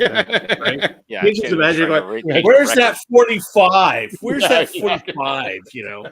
I have to get it out of the sleeve and the whole thing. Oh, God. Damn, all I've got is all my 78s. They just don't fit. Made by Philips. Yeah. Mm-hmm. Of course. I mean, yeah. Wow, that's amazing. I saw a video recently of a continuous play tape deck.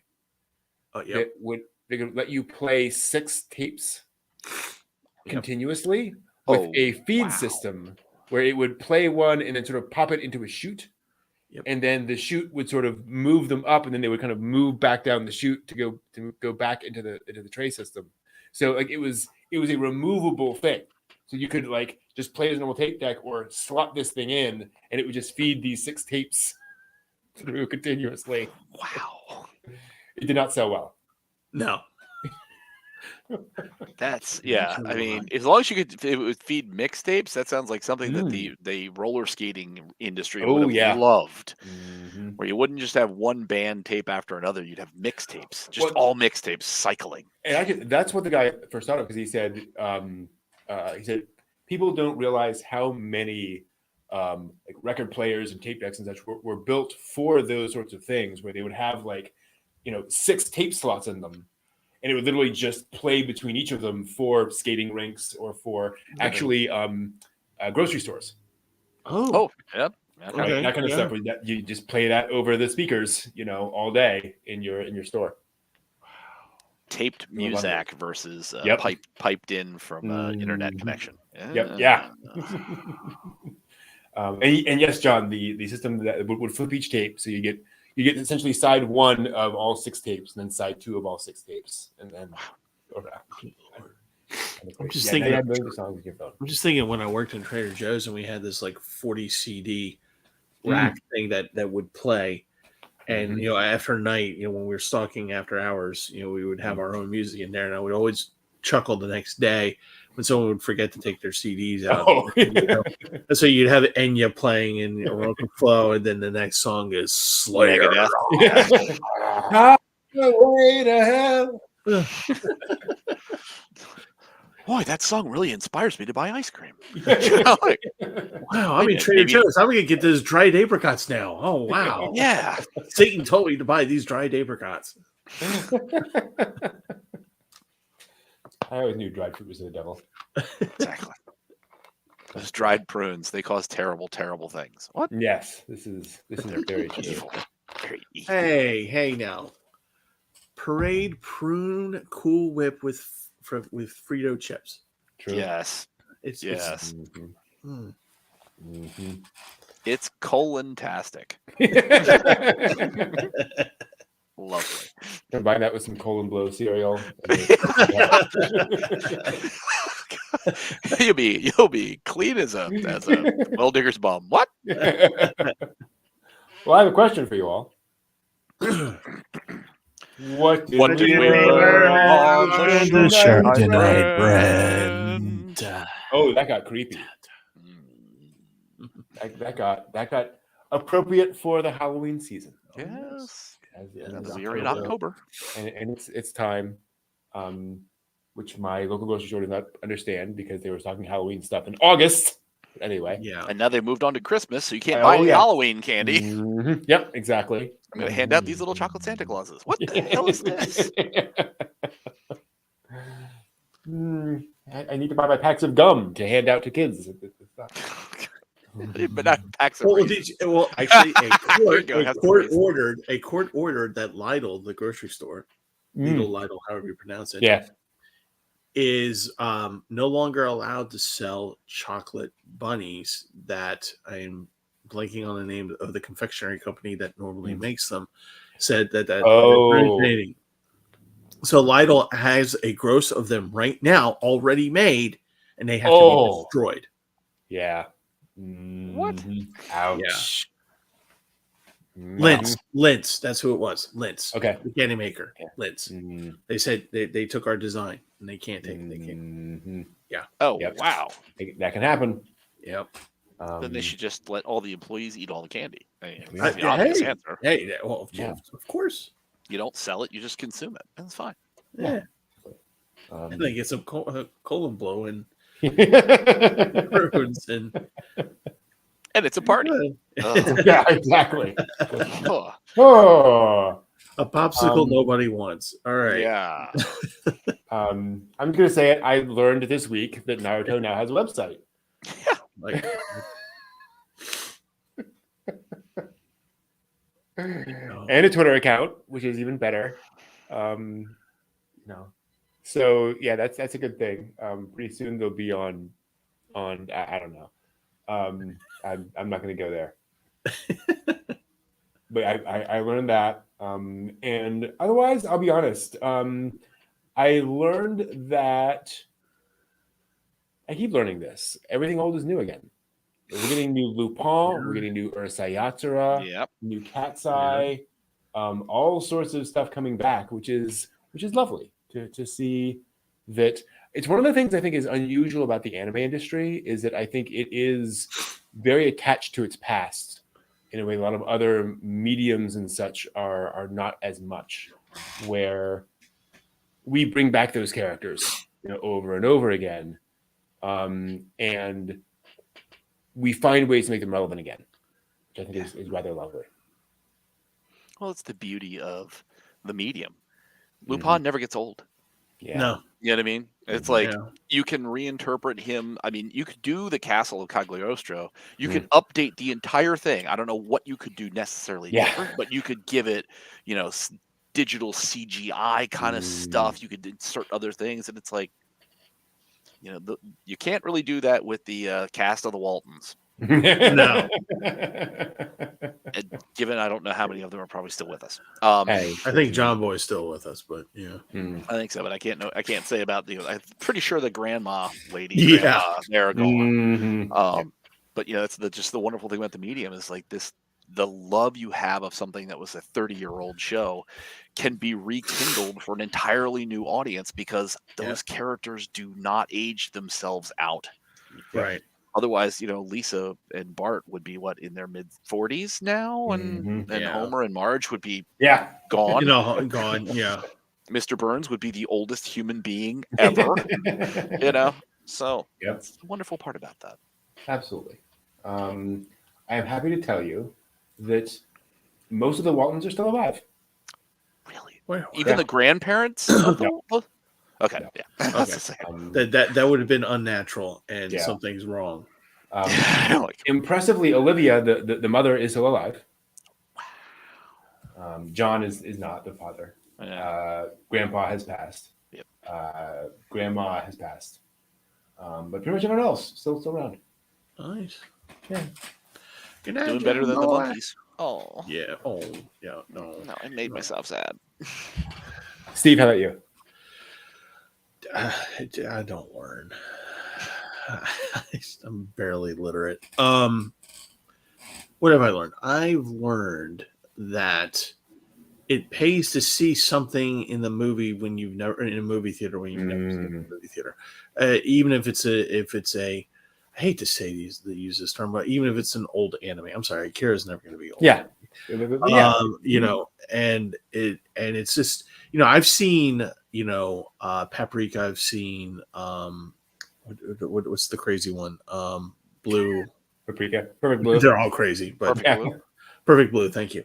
In the theater and things like that, but it's just really nice. I've learned that it's nice to see these things in the theater because you are able to catch and grab things that you haven't noticed before, or having an intense feeling about it.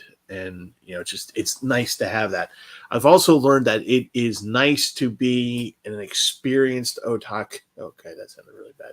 An experienced anime viewer among the people who are new, because you get to enjoy the reactions to something that you love. And if it's normies. Amongst the muggles or whatever. Yeah. And it's just really it's in a way weirdly gratifying to see and hear people around you having a genuine correct response to something that you're watching. And it's just nice because that they're getting it. And it's just like, you see, there's a reason why I'm going to talk to you. See, you get it now. And it's just really gratifying to have that. I've also learned that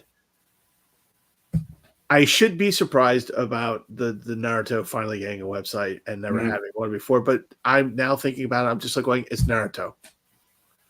We should not be surprised. It's, I mean, that whole franchise is a freaking mess. Does One Piece have a website? I bet they do. I bet they do. Yes, but Naruto is just such a. One Piece, I never got into it simply because I had other things on my plate.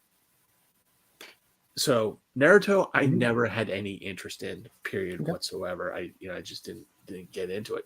But it is such a thing that you would have thought that they would have had a website. But I've learned that sometimes people just can go, I have foreseen the future. We don't need this. Yeah. And the last thing I learned is that I really need to do a game and do a tie-in with this anime chair love story movie with my sentient chairs game. It has to happen. Either that or I have to figure out pachinko somehow. I'm not sure. I think what you need to do is rip an image from the movie. Yes. And put that as the cover for your RPG, your indie RPG. It's going to go really well. I don't think anybody will know and nobody will sue me. Exactly. Yeah. Just make sure you list your address for contact as a PO box and like right. Like so when the cease and desist letters come. And actually, the last thing I've learned is that I know that I brought it up earlier. Or actually, two things. One is that I need to buy that Philips 45 so I can get the Cruel Angels thesis and have it play on continuous. Nice. In the 1945 wagon truck that I'm gonna have, whatever. The hip hop version, though. The hip hop version, yes. Yeah. And make sure you drive that truck down your Baltimore streets. Yeah. As I'm sure it will let that record play without a skip at all. Okay, not possible. When you live in a town where the cops look at you if you think you're drunk, if you actually try not to avoid it. Yeah. And the last thing I've learned is that I am horribly, horribly addicted to Cyberpunk Endgame. And it is a wonderful anime, and I am so going to go broke trying to get this damn soundtrack. They're going to have to do the thing that they did with Fully Cooley and just do the whole thing, just drop the whole thing on us. And just wait, just get it. Just be patient. Just wait. So, I mean, to give you all a sense of the scale, there are 18 volumes of the manga of Boruto. Right. Yep. The sequel to Naruto. That's how big that franchise is. Yeah. You don't need no stinking website. John, how about you? I learned if you're Ed Sheeran, you can get to be a Pokemon master, and you can kick Ash out of the way and do your thing. I've also learned that there's a lot to be appreciated for classics like Astro Boy, for the artistic approach to something that requires a little bit of depth and a little bit of nuance, even in the process of cramming as much possible information into a single episode, but that you have to convey a lot that you don't have the budget to be overly detailed with. And that is something in 1963 that you can pick out this kind of approach to it that gives you a wonderful sense of both hope for the medium, so that you get these approaches artistically to some of the newer anime, and it also gives you a little despair when you see some animes that are just trash, and they've taken this this wonderful medium, this wonderful art, and they've just delivered you another isekai harem. Like, give me more. Give me some detail, give me some nuance, give me some things that I can look at, and that I don't need constant dialogue. I just want to see the thing presented in a way that provides the impact. Princess Kaguya, I think when we were watching that, and I couldn't get the translation, and I could still follow what was going on because of the artistic usage that allowed me to follow the story without having any translation. And it's like that's the high end of the art that I so enjoy. I love looking at how Tezuka did this stuff, and that that gives me that appreciation to look for that kind of craftsmanship in future animes that we watch with the watching parties that we do. Well put. Thank you very much for that. And it's funny because Miyazaki saying how much he hates anime, that made its rounds again this week on social media. Apparently, everyone was outraged again, and it's like his point is, don't settle for junk. Yeah. You know, if you're going to consume Yeah. it, like look for quality. Look, you know, don't just consume it because it's there. You know, it's important. All right, thank you all very much. This has been awesome as always. Next week we'll be back with episode 3 of Astro Boy, and then we're going to move on to some Gigantor. AKA Tetsugen 28 Go, or I'm not going to try to pronounce the Japanese for 28. Yeah, we'll be moving into that next week. So looking forward to that. We'll try to do it on time next time. Yes. Let's not get distracted with other things.